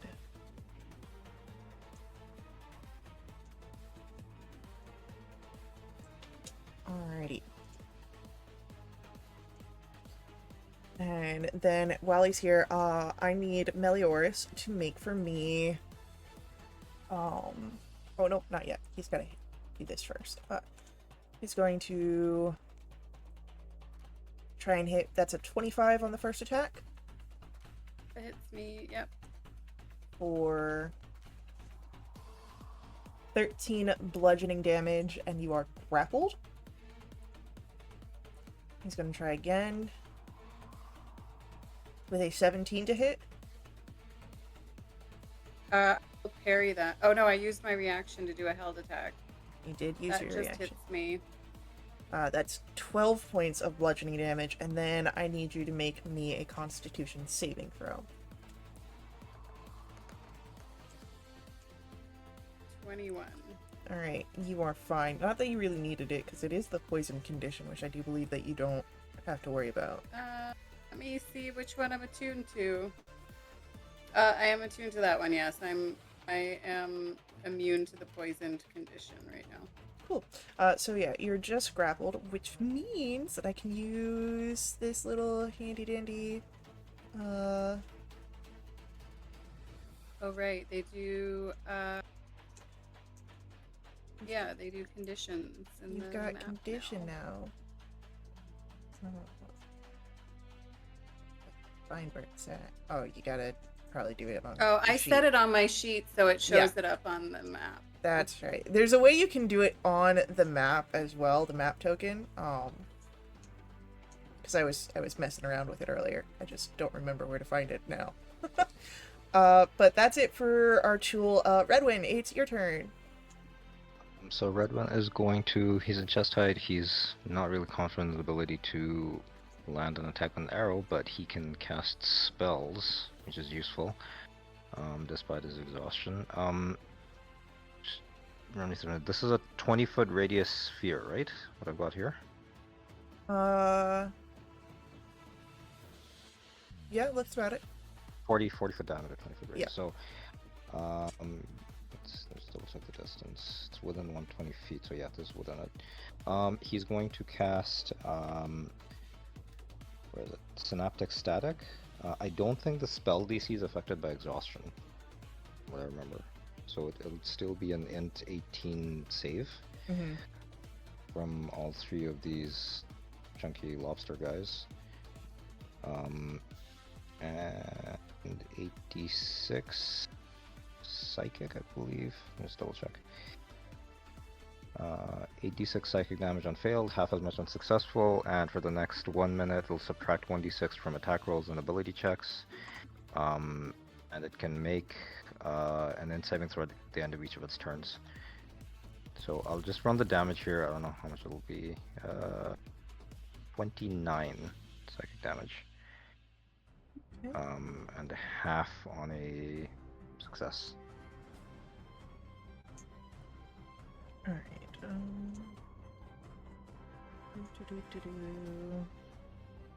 Intelligence, not their strong suit.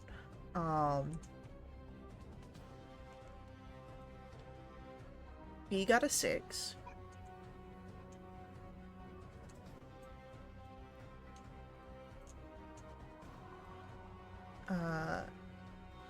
He got a 7.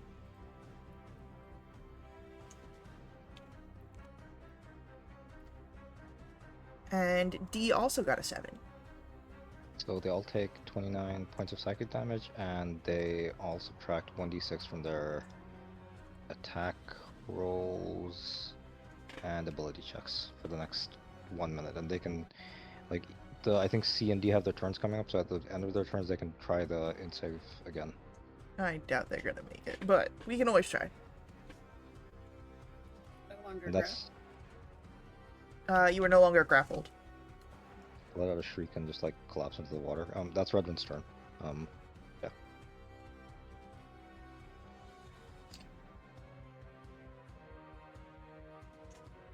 Alright. Chul C.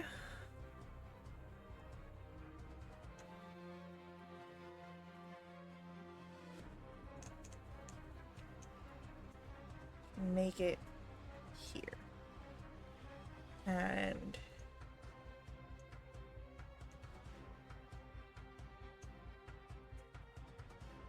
does have a reach of 10 feet, so it's still gonna go after Meliors.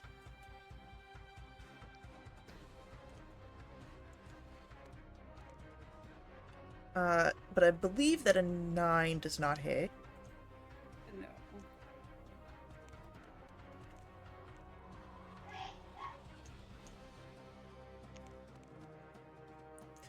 And then that is a 15. Nope. Alright. Chul E is actually going to swim around.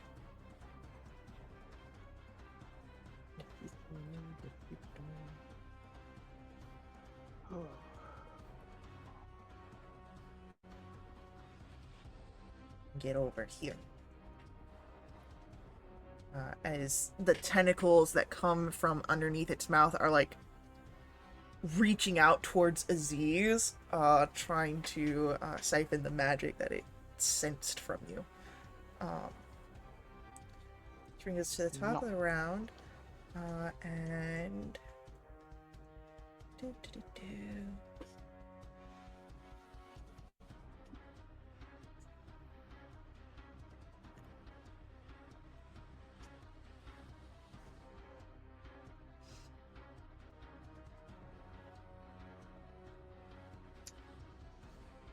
I'm going to...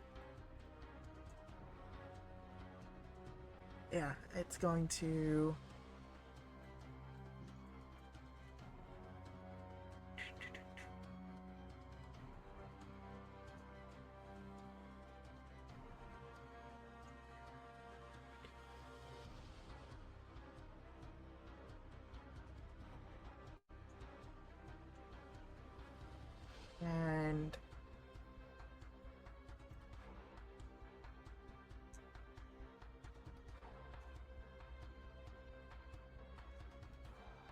Melioras and Ash, you start to see that there is something moving under the water, between the two of you. Oh, great. Hmm. Lux, it's your turn.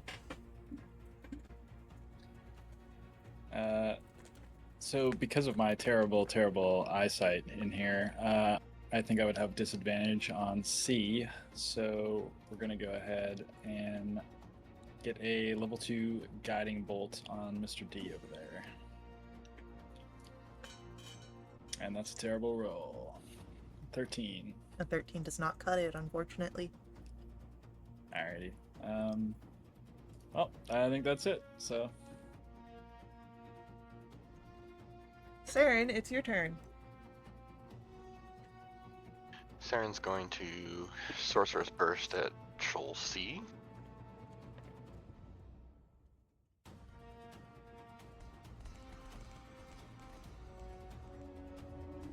Best one, It's gonna hit. 28, okay.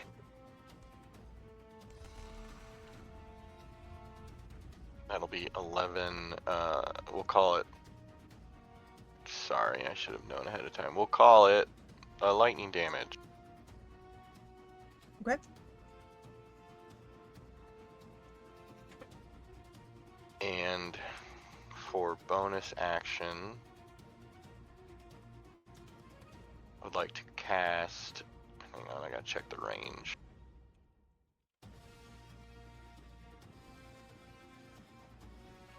I gotta measure, no, we should be good. I'll cast Shield of Faith on Melioras. Thank you.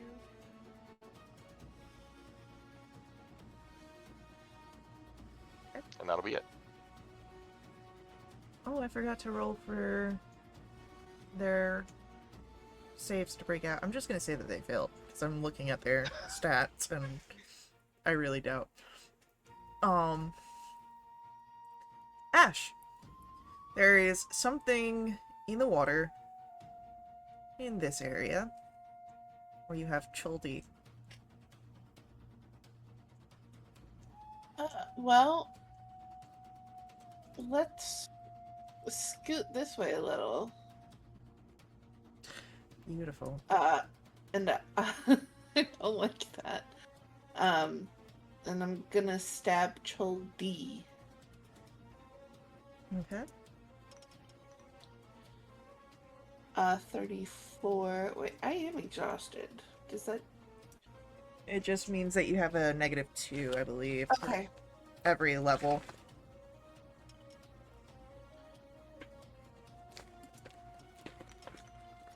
I'm thinking those all hit though.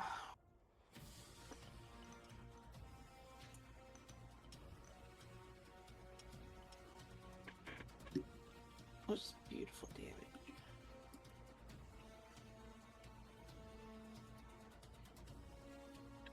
But that's my turn.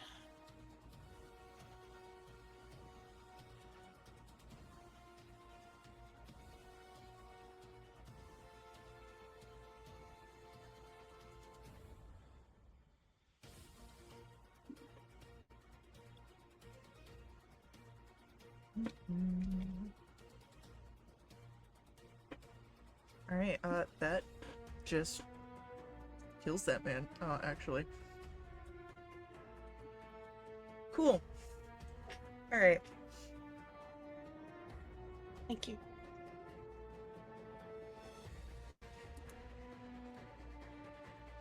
It is Aziz, your turn.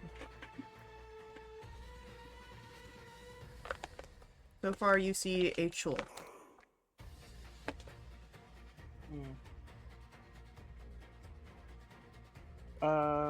I'm just gonna type pot shot side it and use arcane bolt cantrip.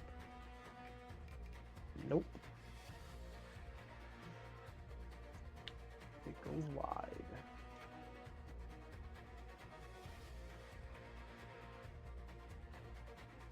I guess I'll stay here and end my turn.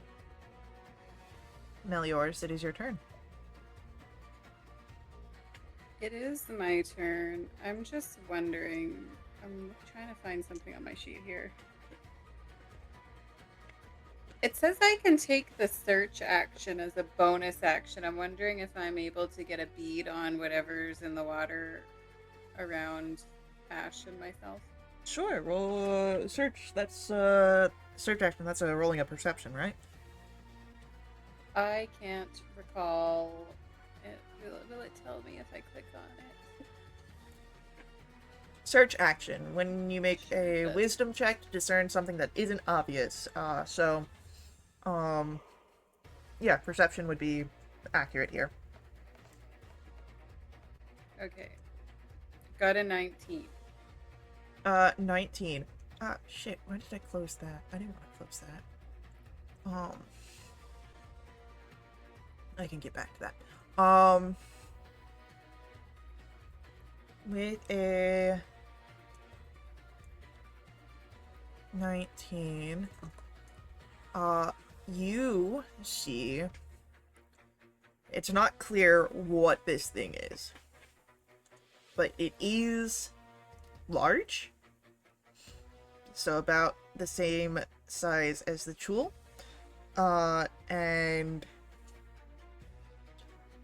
it has more tentacles, and larger tentacles than the Chul. I'll just announce to my friends that something else is about to show up, and it's not another one of these chulls. Except I don't know. I don't think I know what a chull is, so I'd call them like squid person or something. Okay, well, I can't see it, but I don't want to get too far away, so I'm just gonna move 10 feet to get up to the last chull. And I'll attack him a bunch. Hell yeah.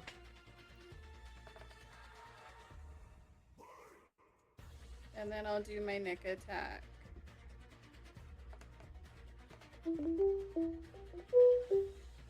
Oh, I don't think that Nick attack hits. Yeah, 2 out of 3 hit. Okay. I will also get some lightning and hunter's mark damage on here as well. So we're at 25. Plus 11 is 36. Which was literally how much HP that man had left. Hell yeah. Mel's good at one thing. Well, she's good at more than one thing. Primarily one thing, and it's killing things. Hell yeah. And then I'm just going to move closer to Ash. How close do you want to get? Just show... I'm hoping we're going to flank it, so I'm just going to move up this. Okay. It is Redwind's turn. You know that there is something in the water. You don't see it yet. All I'm going to do, all Redden's going to do is use his very limited movement to, the location where Lux, Saren, and Redden are, like, this is where, like, we're at about chest height at this point over here, right? In Correct. the water. So we can technically cast spells, and it wouldn't be at disadvantage if I'm casting, like, a ranged attack. Correct. Or, okay. Well, do I get the sense that? Yeah. No, because they're allies. So yeah, you're good. Yeah, look, not spells at them, but in general, just casting. No. I was thinking about threatened rules, but they're allies, so you're not threatened, but you have, because, like, close combat and whatnot. But Yeah. you're good. Do I get the sense that about 15 feet down south of where I am, is it going to be deeper? Or is it about the same? Can I tell?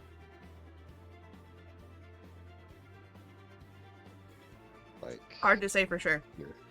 Hard to say. You know what? I'm just going to... He is going to swim over just to this side of where Lux is. Okay. And is the water deeper or is it about the same over here once he gets there?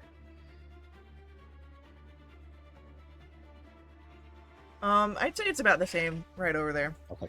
Yep, that's it. He's just gonna move, and I'd say I'm gonna hold action. I've got my what's it called? He's gonna hold action on his Eldritch Blasts.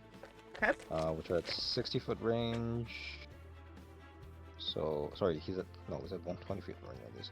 So he should be able. If he sees something come up between Ash and Melioras, he's going to attack with his Eldritch Blasts. And that is the turn.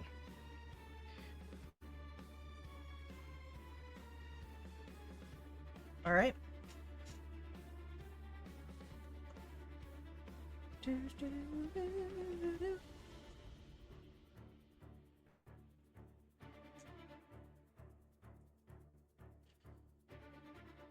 Then we're gonna get 2 tentacles coming out of the water. One going towards Ash and one going towards Melioras.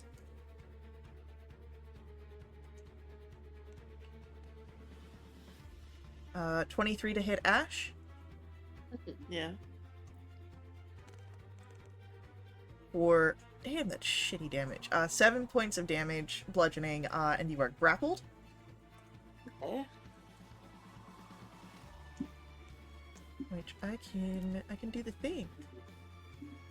There it is, and up there. Woo! And then an 18 to hit Melioras. That does not hit because I am shielded by faith. Cool.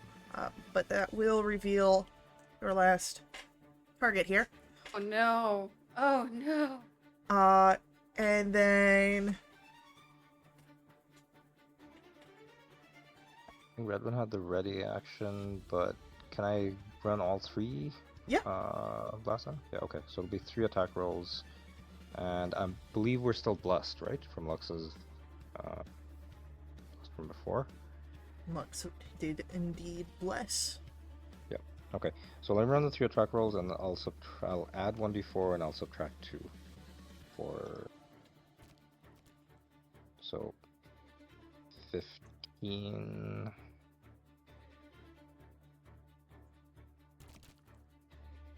(16 minus 2), so 14. Does 14 hit? Nope. Okay.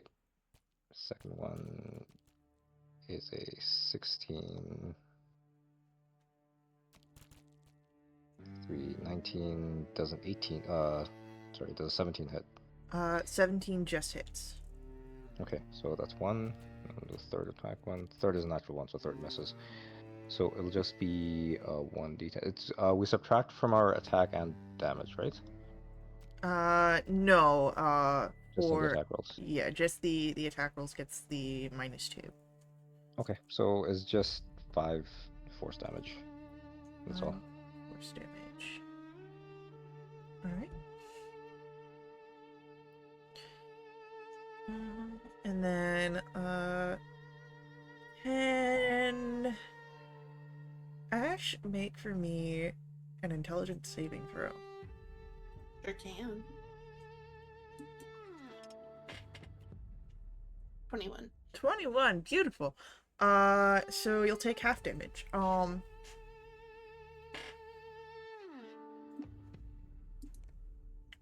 As it tries, you can feel a probing essence in your mind, as it is like forcing its way to see what you have experienced in life. Instead of 11 points, you will take 5 points of psychic damage. I'm resistant. Woo! You take half of that.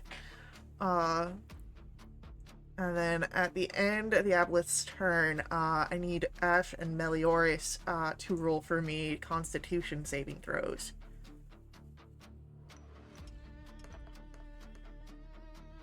Both of you are fine. As Lux, it's your turn. You can see what's in the water. That is great news. I'm kind of thinking about doing a silly thing here, but We love silly things. we'll try it. We'll go 5, 10, 15, just a little bit closer, and I'm going to throw up a blade barrier, but it's going to be like the shortest blade barrier you've ever seen.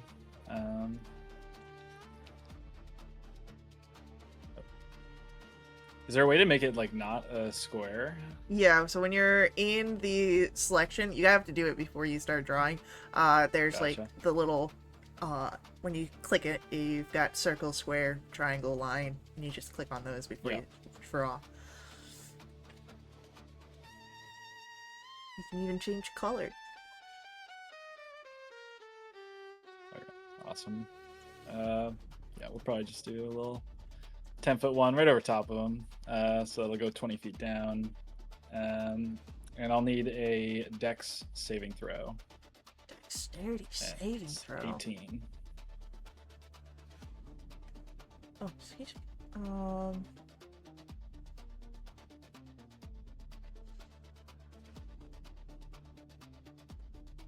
Alright, cool. That's what I thought.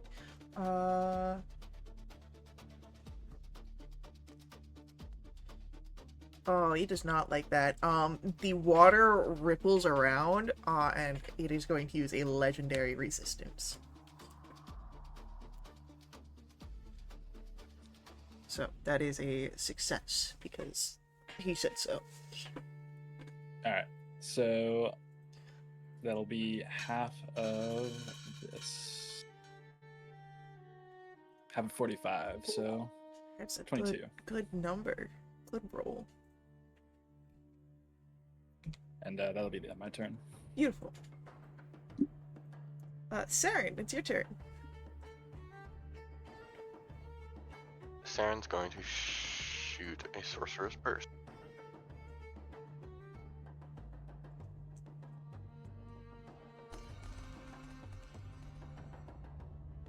$27.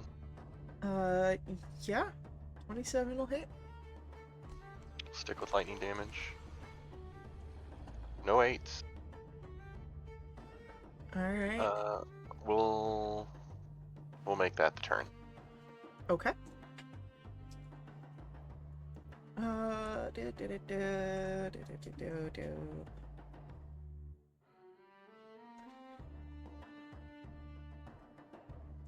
get a legendary action here. And another tentacle shoots out from the waters. And this time it's gonna try and grab Aziz. Nah, you don't have to do that. Does a 25 hit Aziz? I will activate shield, and it won't. Alright. Oh wait, no, sorry. It'd be an exact. So yeah, it hit me. So never mind. Yeah, it grabbed me. Cool. Regardless. So, that's gonna be... It wasn't Aziz blessed like the rest of us, or? Bless helps Oh, no, you. never mind. Yeah. That's 12 points of bludgeoning damage, and Aziz is grappled. Yay! Thank God for temporary hit points. Oh. Both did it at the same time. Cool. Ash, it's your turn. You're grappled by this thing. I don't care. We're still gonna stab. I'm gonna aim for his body. Go for it. That's a 20. Minus 2. Still 18. 18 still hits. For that much. Lovely. That's gonna hit Oh, yeah. for 16. And yeah, that's fine. For 16. And I'm gonna add another D10 on it. Hell yeah. Give him a little extra juice.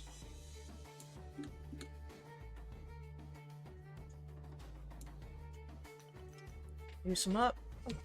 5 force. Beautiful. And then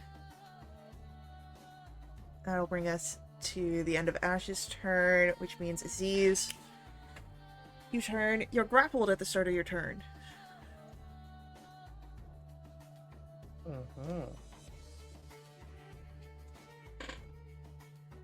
These are all true statements.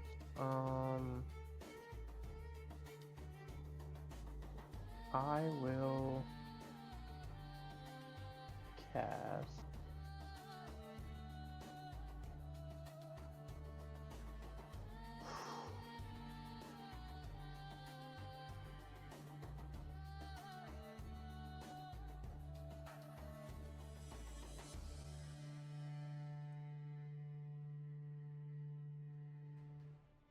I'm gonna cast haste on Ash because she's probably the only one I can see right now. I can't see. Well, I can't see Melrose behind him probably. And that would be my action.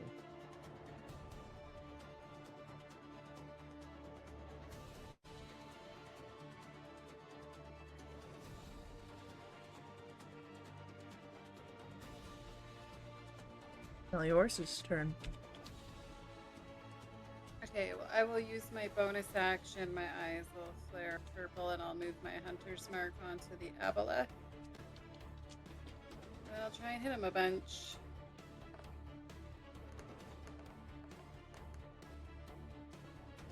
And I'll also nick attack.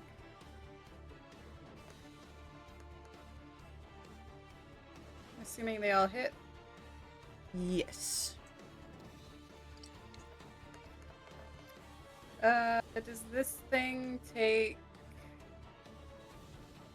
Can I combine my lightning and force damage all together? Is that going to cause math problems for you?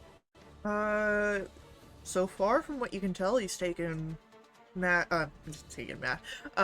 Yeah, he's actually a professor. He's taken both force and lightning. Fairly well. Okay.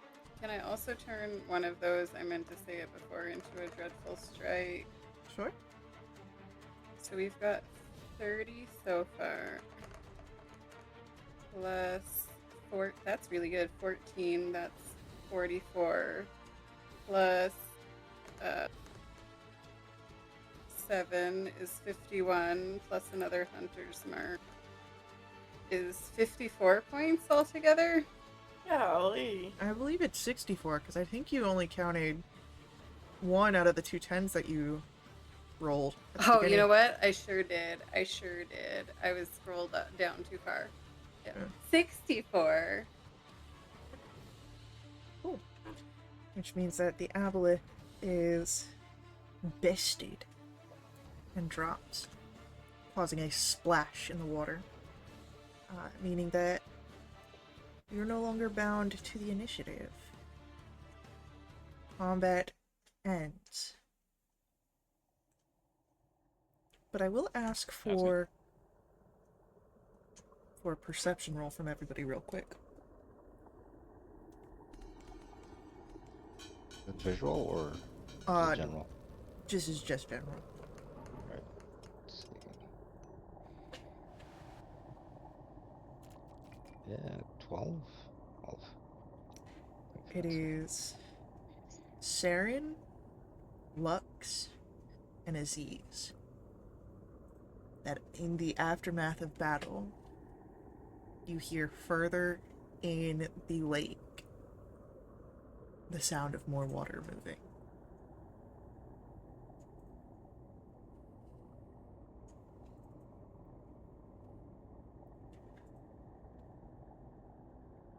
So, with that information you can share to your companions, I will offer you a choice here.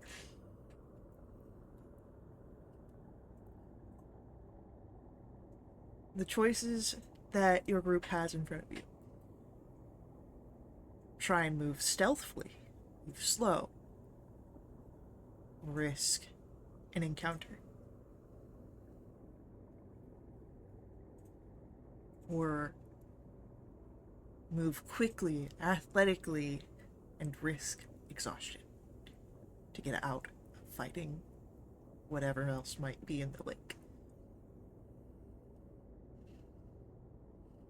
Saren will kind of shout out that there's something else out here. We gotta be careful. Redmond's gonna agree.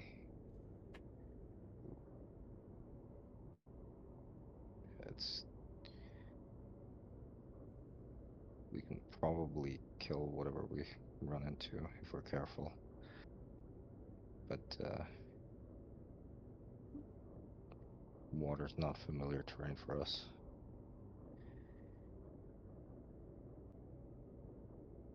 Some of you are already pretty tired.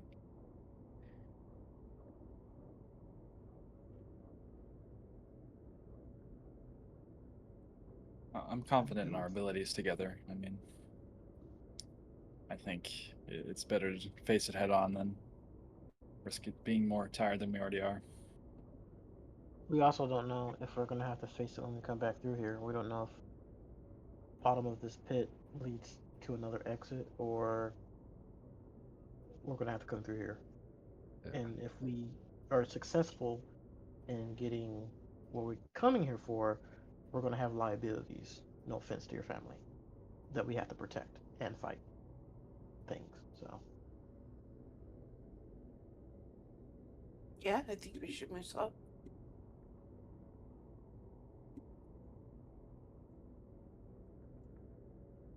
All right. It doesn't take a minute to while he's in a position to cast spells. Can he take a minute to do magical cunning and regain some spell slots? Sure. Right. Just get back to these. We're good. Does anyone need any healing at this point, or seem to be mostly no, untouched? I lost I only was temporary gonna hit do points. tireless though. If I could. Yeah.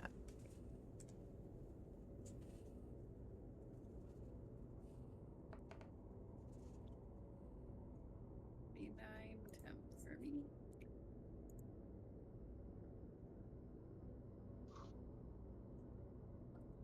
It's All right. right.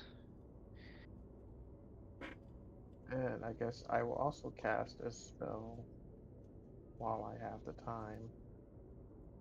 That lasts for an hour. And I don't have to concentrate on it. I'm going to cast Chromatic Spheres. Okay. As these 6 spheres of varying colors float around me. Okay.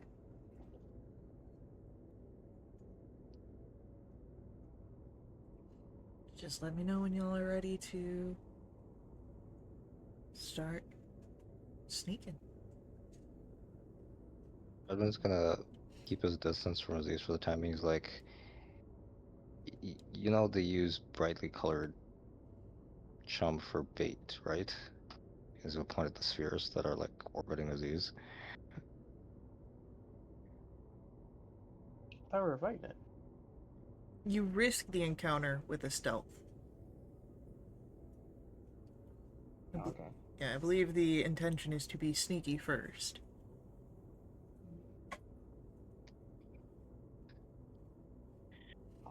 Then never mind. I take back my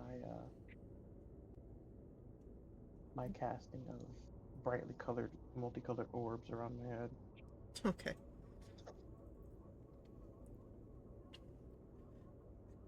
All right. Then when you've done all your preparations, I will need for people to roll me stealth rolls. I will say that if you have a magical effect on you, which I do believe all of you do with water breathing, or you are concentrating on a spell, that you roll at disadvantage. I'm already at disadvantage because of my armor. Yeah, I was gonna say, me Like too. double disadvantage. Double disadvantage does not exist. So if you have one disadvantage, you only have one. Oh my Well, god. I get the worst between a 2 and a 1. 15 on the I can't have 4. this be my result. will. Oh, I it even wasn't? try to be sneaky. I can't have Mel get a natural 1 on stealth, so I'm gonna use my heroic inspiration to try and get rid of that 1. Even with a natural 1, I don't roll better than Mel. I got a plus 14, man. I don't know what to tell you. Okay, well, that was a really unfortunate use of my heroic because it would have been a natural 20, but I have to use the 10. Yeah. So I got a 24. Oh no. Aziz, was that with disadvantage? I'm not concentrating on anything. No, but you have the water breathing, don't you? It's if you Oh, are if you have a affected or concentrating. Okay. Guess we're going with that roll. Alright, cool. Where's my calculator? Not the calculator. Yeah, the calculator.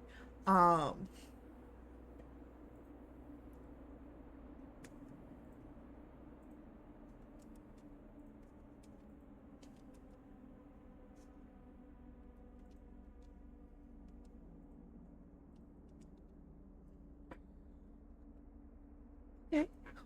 Alright, cool.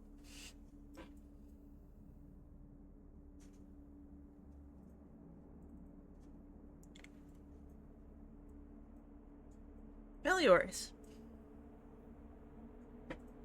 You at the highest of our stealth rolls, I'm gonna pose a question since you know you're kind of leading in numbers wise at least.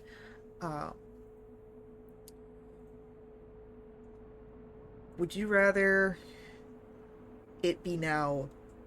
Would you rather it be bad now or be bad later? I think it would be better for it to be bad now. Okay. Yeah. Then with that, as you all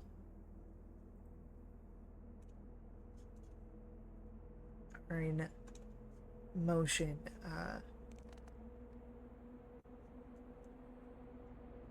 then you are rushed by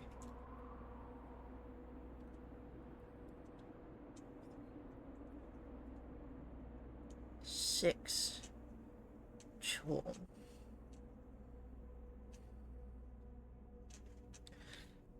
And I'd say at this point, since you have moved away from where you were, you're getting to the deeper portions of the water, where you are either swimming or barely on your tiptoes, struggling to stay above water.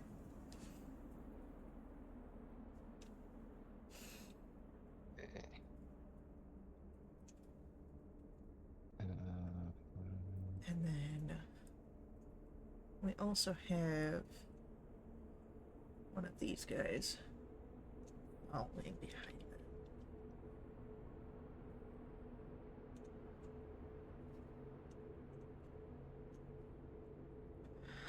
Alrighty. So, because this is going to lead into a combat encounter, and I am looking at our time, I'm gonna pose it to you all. Do you guys want to try and push through combat tonight, or pick up with it next session? I have no life, so I'm good down to play. Why not? I think it's the earliest for me, so I'm fine with whatever everyone else decides. I'm good. I'm good. Yeah, I'm good either way. Alright. And we're all good.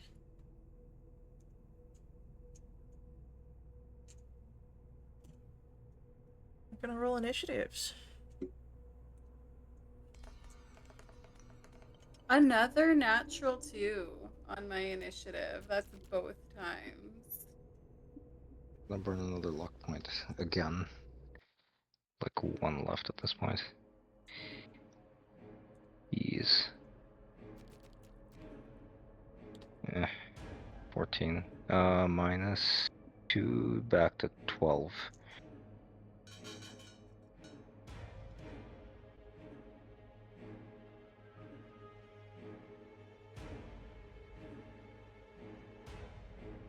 That's a great reminder that we've got -2 on initiatives for our exhausted folks. For some folks. Yeah, mine is 19. Yep.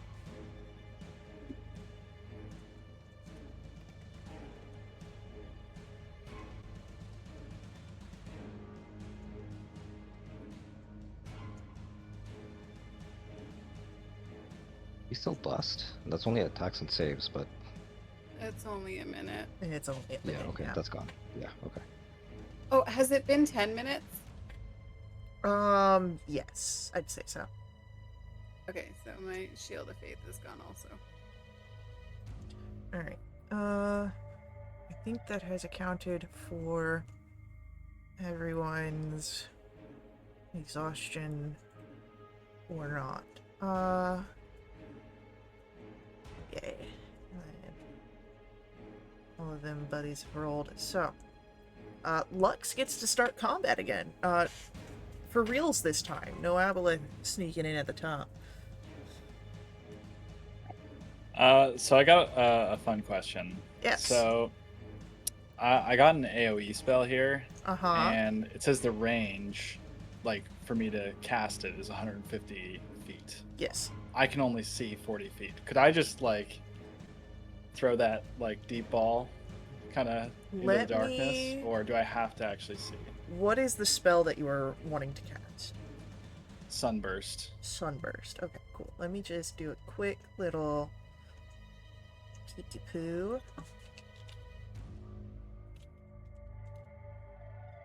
Sunburst.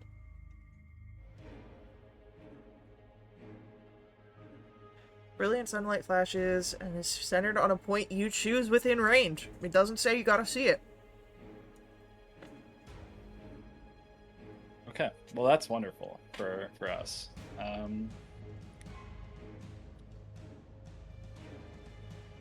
Holy moly, this is a really Holy big. goodness. Here, wait. Can I keep making it bigger somehow? Uh, Oh, here we go. Perfect. Awesome. So we're just gonna Yeah, I throw it think right you there. got him. I think you got all of them, yeah. we're just gonna make that yellow too. Why not? Yeah, that's good. That's good. Okay.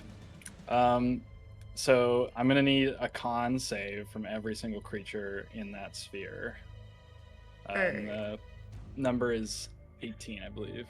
Alright, I'm just gonna make this easy for myself. I'm gonna roll 6 dice for our trolls rather than 1 by 1. They've got a +3 modifier, so I need 15 or above on any of these. And I got 2 out of 6 that succeed. C and D. And then our Aboleth.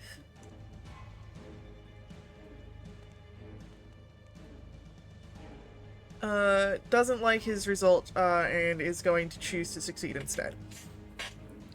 Gotcha. So on a failed save, all the creatures that failed have the blinded condition for a minute, and are going to take the full amount if they failed. So 33 if they failed, and it'll be 16. Or sorry, 16 on a success. Yes, and that'll be my turn. Beautiful. I'm just gonna go through and click on blinded here for our buddies.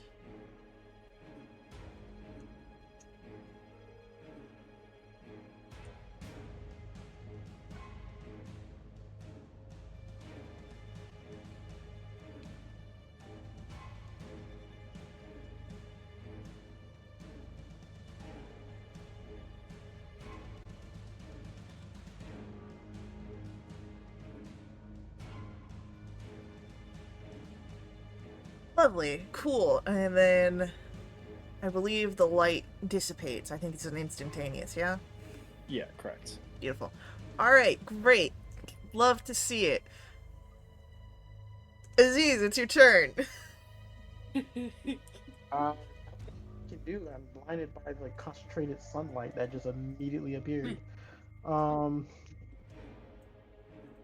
But seeing as for that brief moment I saw where everything's at, I'm going to attempt to do. I'm gonna be a team player and play offense or defense, and I'm gonna use a 5th level spot to activate Aziz's Cloak of Bats and try to move up a bit. Or hold on, I can only move halfway, and then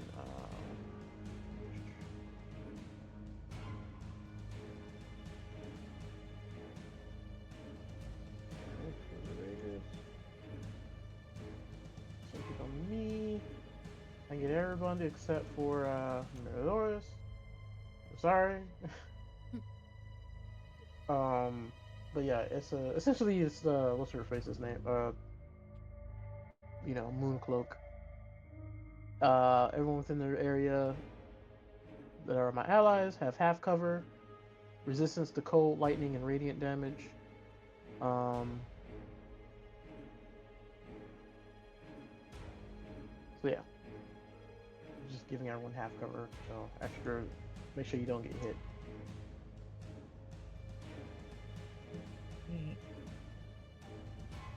And with that, it is gonna be Ash's turn. Okay.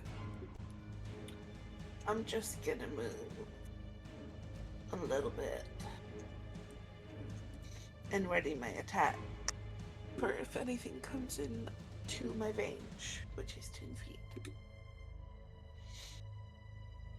Okay. I'm sorry, 20 feet. Alrighty. Triple A.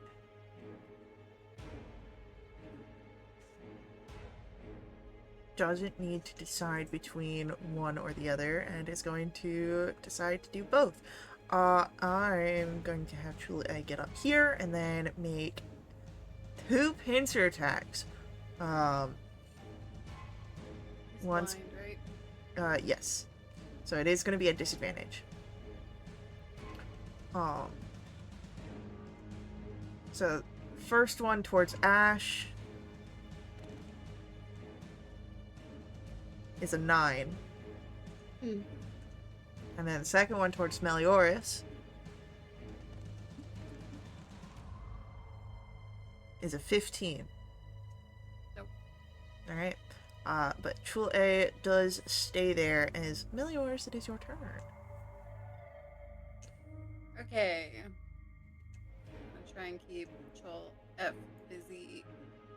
Move up here, make a bunch of attacks. I think these are at advantage, yes? Because he's also blind? If it's at advantage, it is at advantage if he's blind, yes. Cool.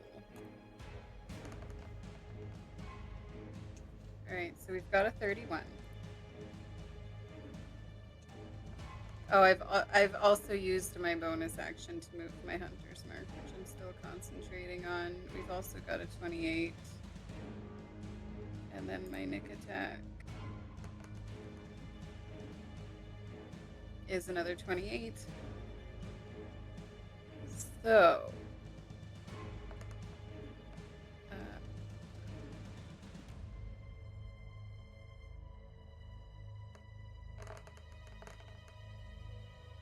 and one of these. So we're at 32, 39, 49, 50, 60 points. Cool. Chul F is dead. Cool. That was 15 feet of my movement. So I've got 50. Just come down here and get up in these blinded face.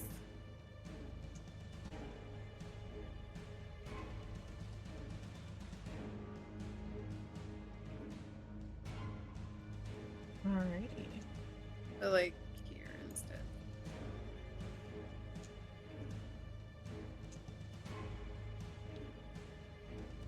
And with that, I believe it's going to be the end of Melioras' turn. Yep. Redwin, what would you like to do? Got 15 feet of... Okay, he's gonna move up around 15 feet, just past where Lux is. And then... If Mellish is there, the jewels are gonna be hovering around where she is, so... Wonder if I should just dash. Actually... 30 feet. Okay, he is going to cast right over here. I think this is the better place, or is it a good place?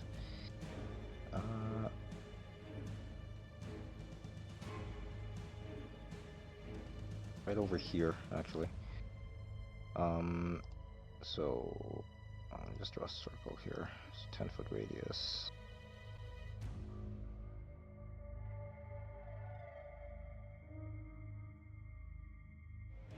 So at the center of the circle, there's gonna be, he's gonna cast Guardian of Faith. And I think if you can drop that image in, and it'll be centered right here. And that's gonna stay there. I was trying to see if I could do it myself, but I'm not sure, because I don't, you need home for that or something, I think, potentially. I'm not sure if there's another way.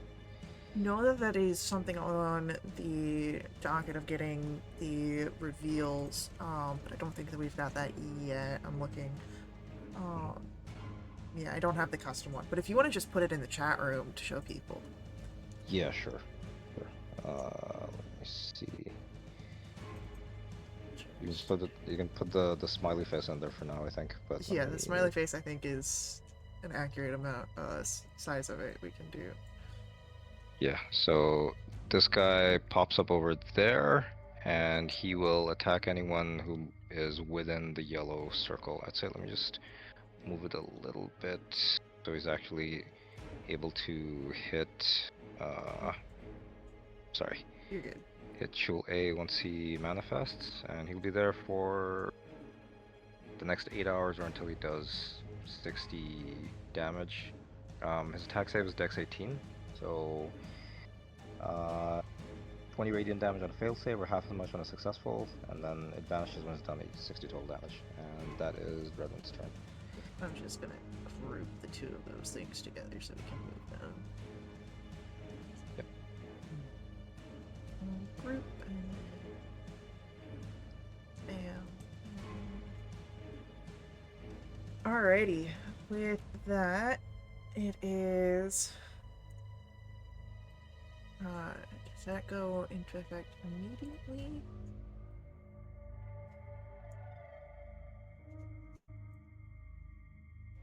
Okay, on the start of its turn. Yeah. Got it. Just double checking. Jewel B, since Melioras, you're right there. It's gonna go for you. It is blinded, so it has disadvantage.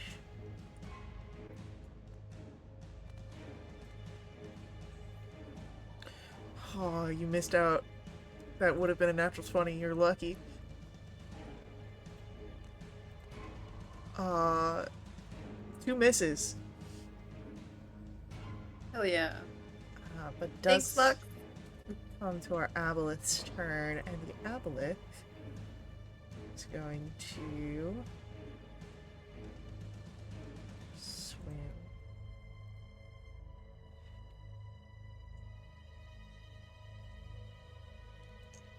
Right next to you, Melioras, and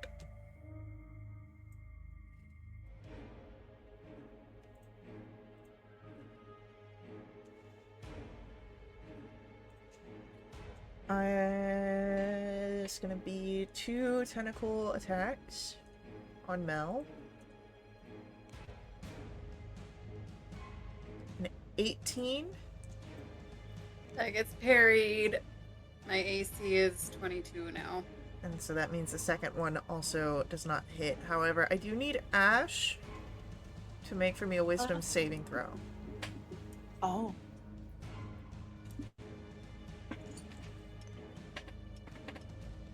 The 15.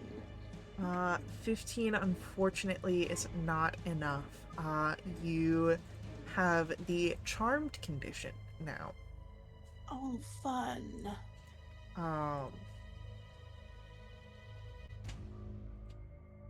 And you are now an ally to the Aboleth. Oh. But you can communicate directly with each other telepathically as well. That's fun. And you hear in your mind, Ash, from the Aboleth. There's no voice associated, but just the words sort of impressing into your mind. Defend me. Okay.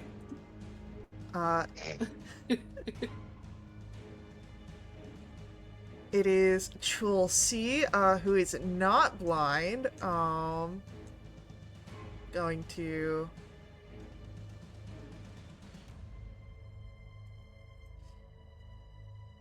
get here.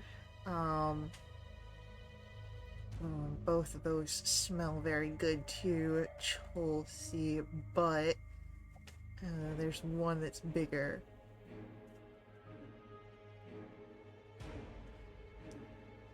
And it can end its turn there with a dash.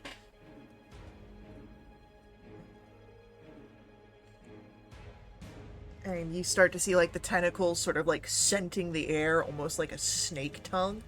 Saren, it's your turn. Cool. I will bonus action release the innate sorcery again. One of the tendrils is like in your direction now. I would also then like to use my action to cast a chain lightning. Ooh. I'm going to use twin spell, so it will be a 6th level spell cast at 7th level, so I can target 5 things. Hell yeah. And I'll target Chul A, and then E, and then B, and then the Aboleth, and then D. Cool.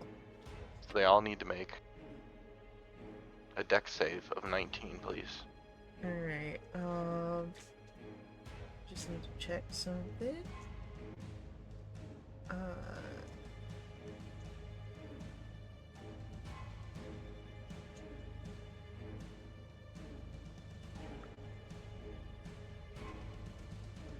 Alright, cool. Max, move over that way, thank you. Alright, dex save.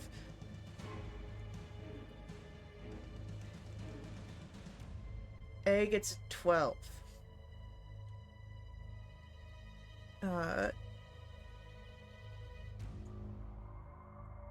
B gets an 11. Before you roll another, can I, because I have innate sorcery rolling, I can use 2 meta magic per turn. Can I also use heightened spell against the Aboleth? Okay, so that means disadvantage, right? Yes, please. Cool. Alright.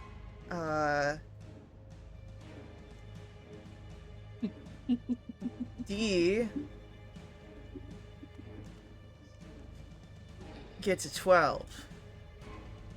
E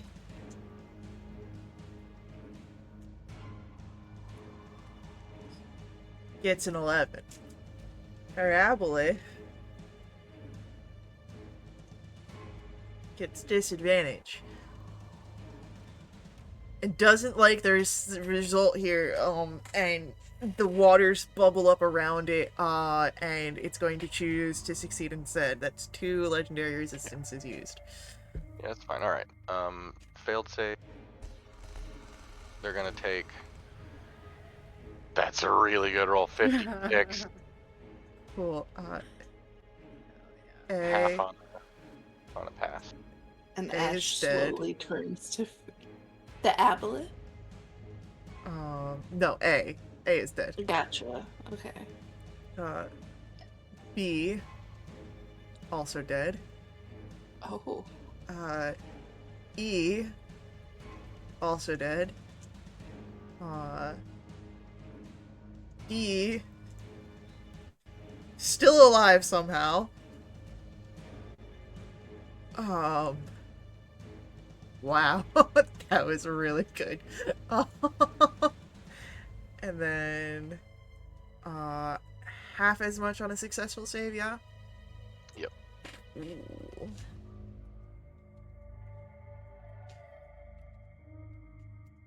Great. Beautiful. Ash Anything is gonna else? slowly turn around and look at Saren. Saren's gonna wave excitedly.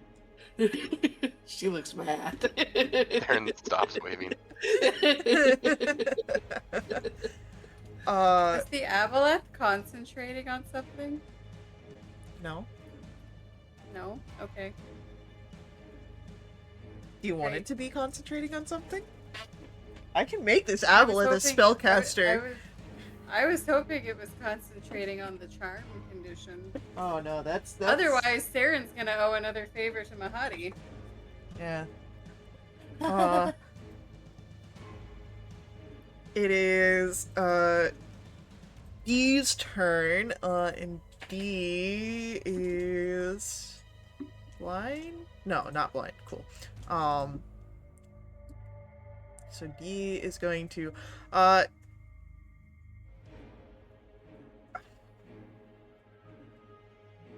it wants Saren. That was a lot of magic.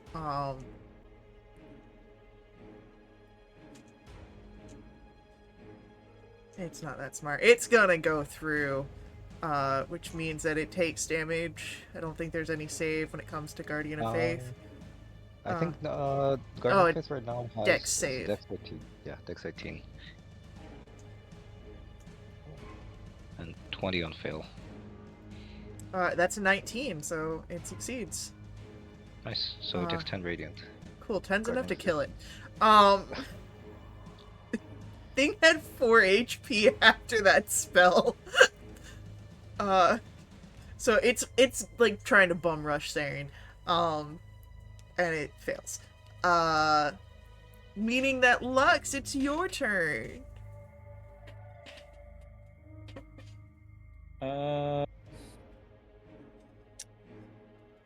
Okay. I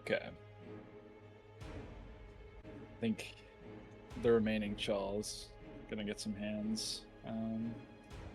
How many? That's yet to be determined. I'll do a 3rd level Scorching Ray. Alright. So that'll be 4 rolls. None particularly good.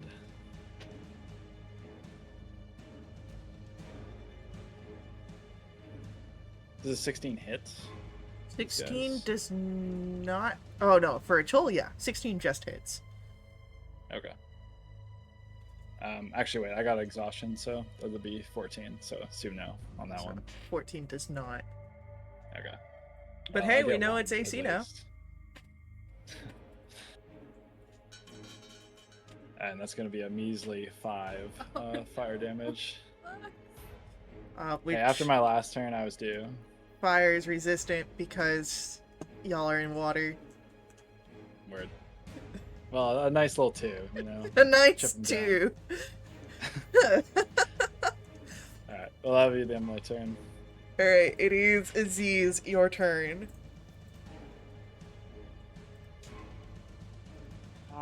I'm gonna move 5 and move here.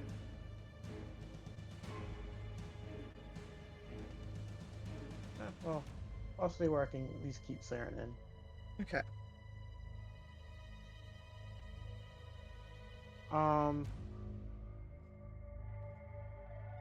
And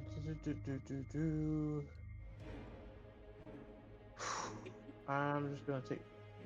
I don't want to deal with legendary resistance, so I'm just gonna do a level 6 Searing Ray, 3 for the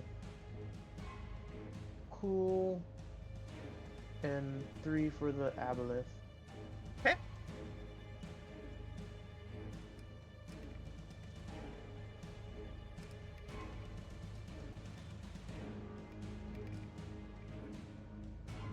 First 3 for the for cool.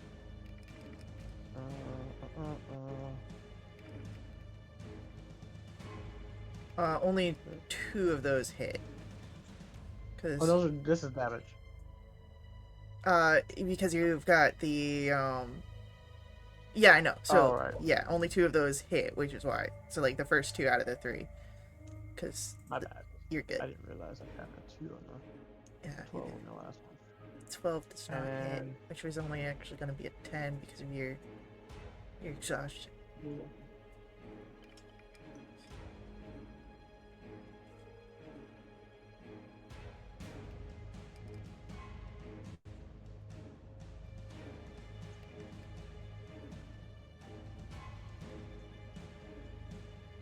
And 2 of those hit. Yeah, all of those will hit for the aboleth.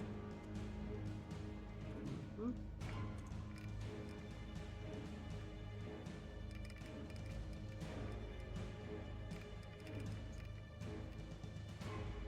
Alright. Ooh, that's nasty. Ash, you Already done. feel that there is pain radiating from the aboleth over your telepathic connection.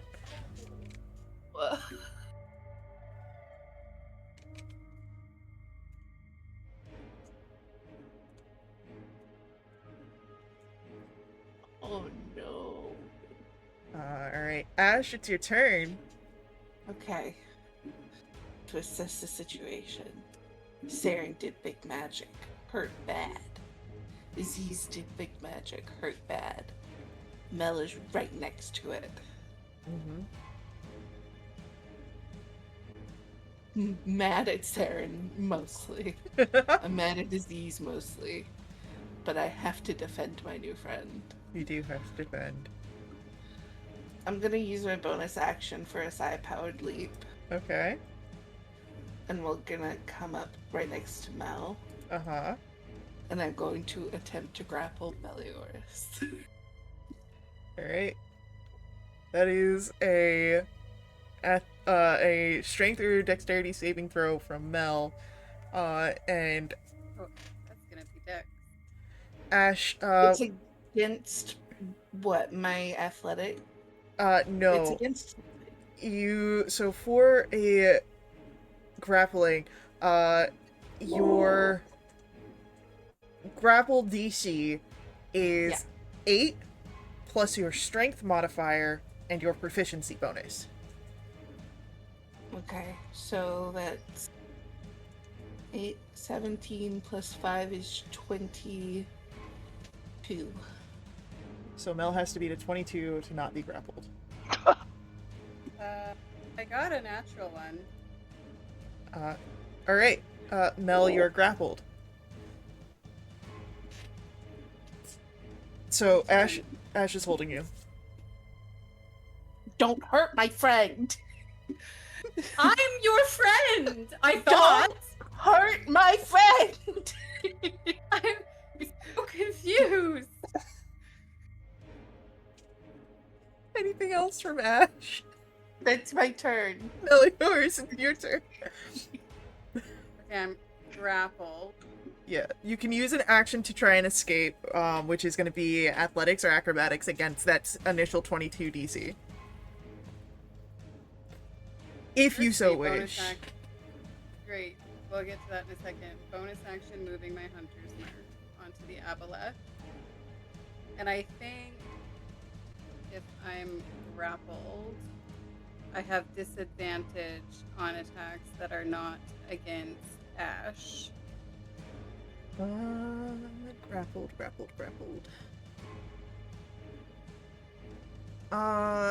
Grappled condition. Your speed is 0. You can't increase. Your attacks have disadvantage on attack rolls against any target other than the grappler, and the grappler can move or carry you when it moves.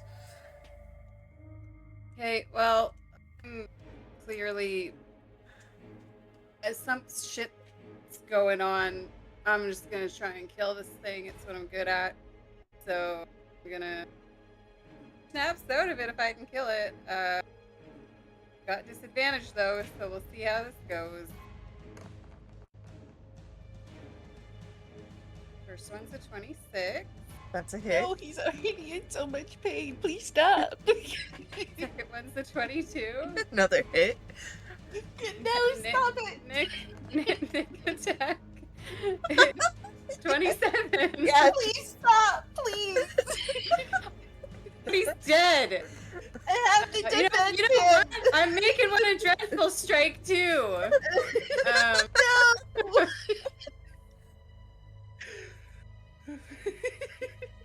Hang on, there's more. Okay, what do we got? We got 25, 35, 68.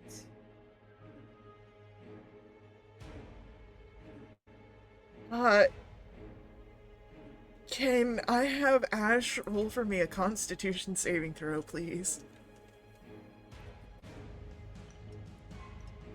Hold it, 18. Alright, 18's enough, that you don't take any damage from the psychic death scream that this thing lets out. Good, thank you. You're no longer charmed by it because it is, in fact, dead. Oh.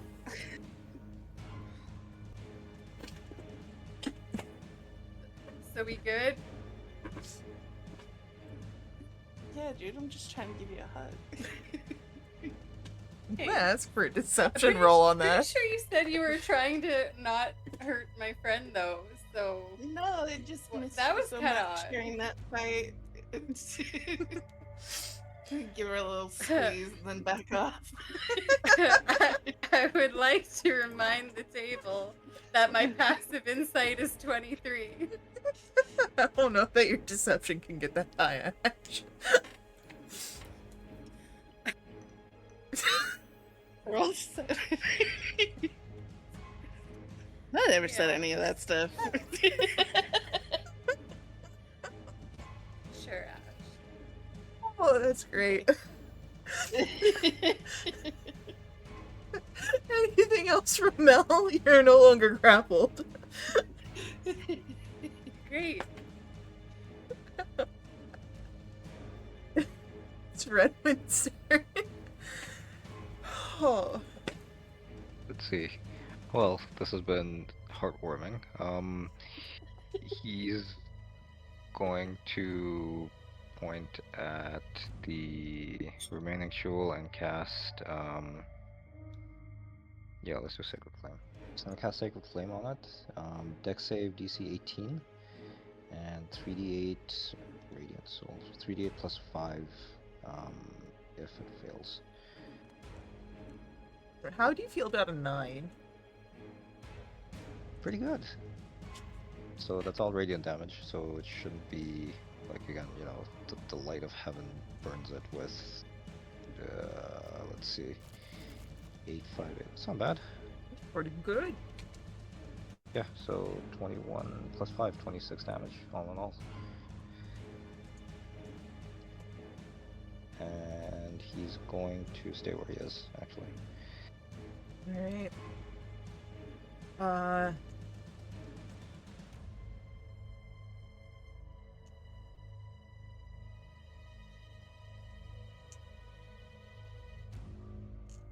Yeah, it's gonna skitter over towards Saren. You've got the swirling magic all around you.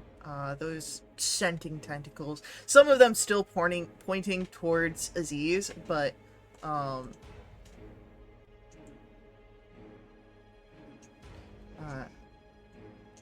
Pincer 1 is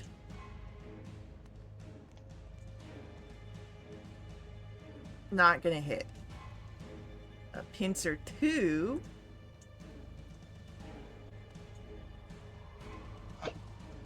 It's gonna be a 23 to hit, Saren. That will hit. You said For 22? 23. 23? Because don't forget you have +2 with the cover I'm giving you. Yep. Still hits. 6 Okay, I just wanna make points sure. of bludgeoning damage, and you are grappled. And then go ahead. I'm gonna ask for a Constitution saving throw.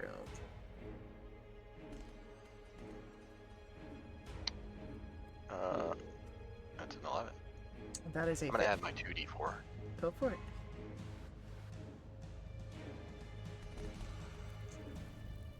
About a 15. That is a success then. So you don't have to worry about anything. Just the fact that you are grappled. Alright. Saren, it's your turn. I'm gonna swing at this thing with the moon blade. On it with a true strike. Beautiful.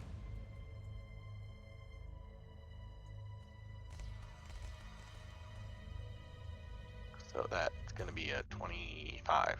Yes. Okay, I gotta look at all the stuff this does.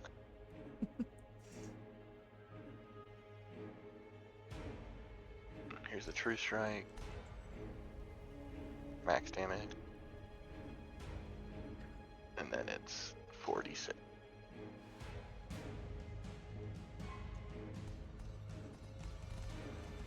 And a d8.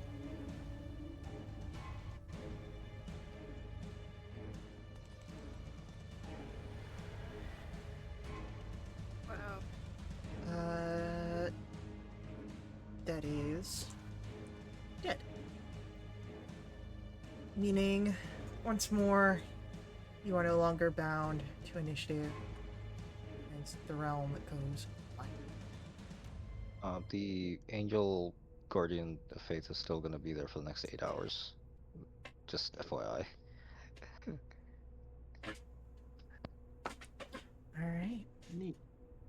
Well, as you move past, there does not seem to be any movement in the water currently. I will allow, would anyone wish to do another quick sweep of the scum beneath your feet on your way out? You can roll a, we'll roll an investigation roll.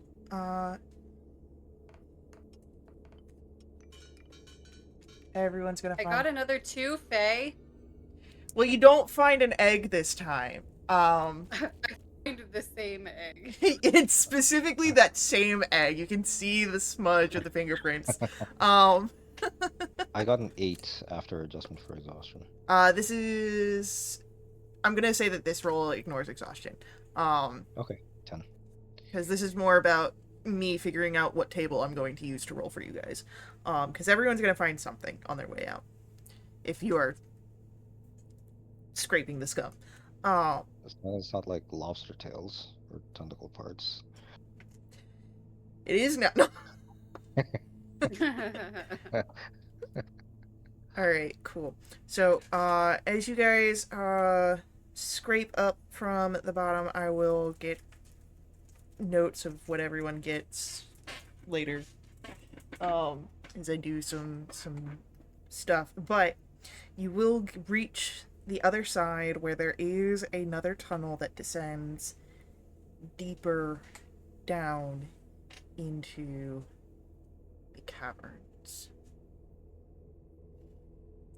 And that is where we pick up next time.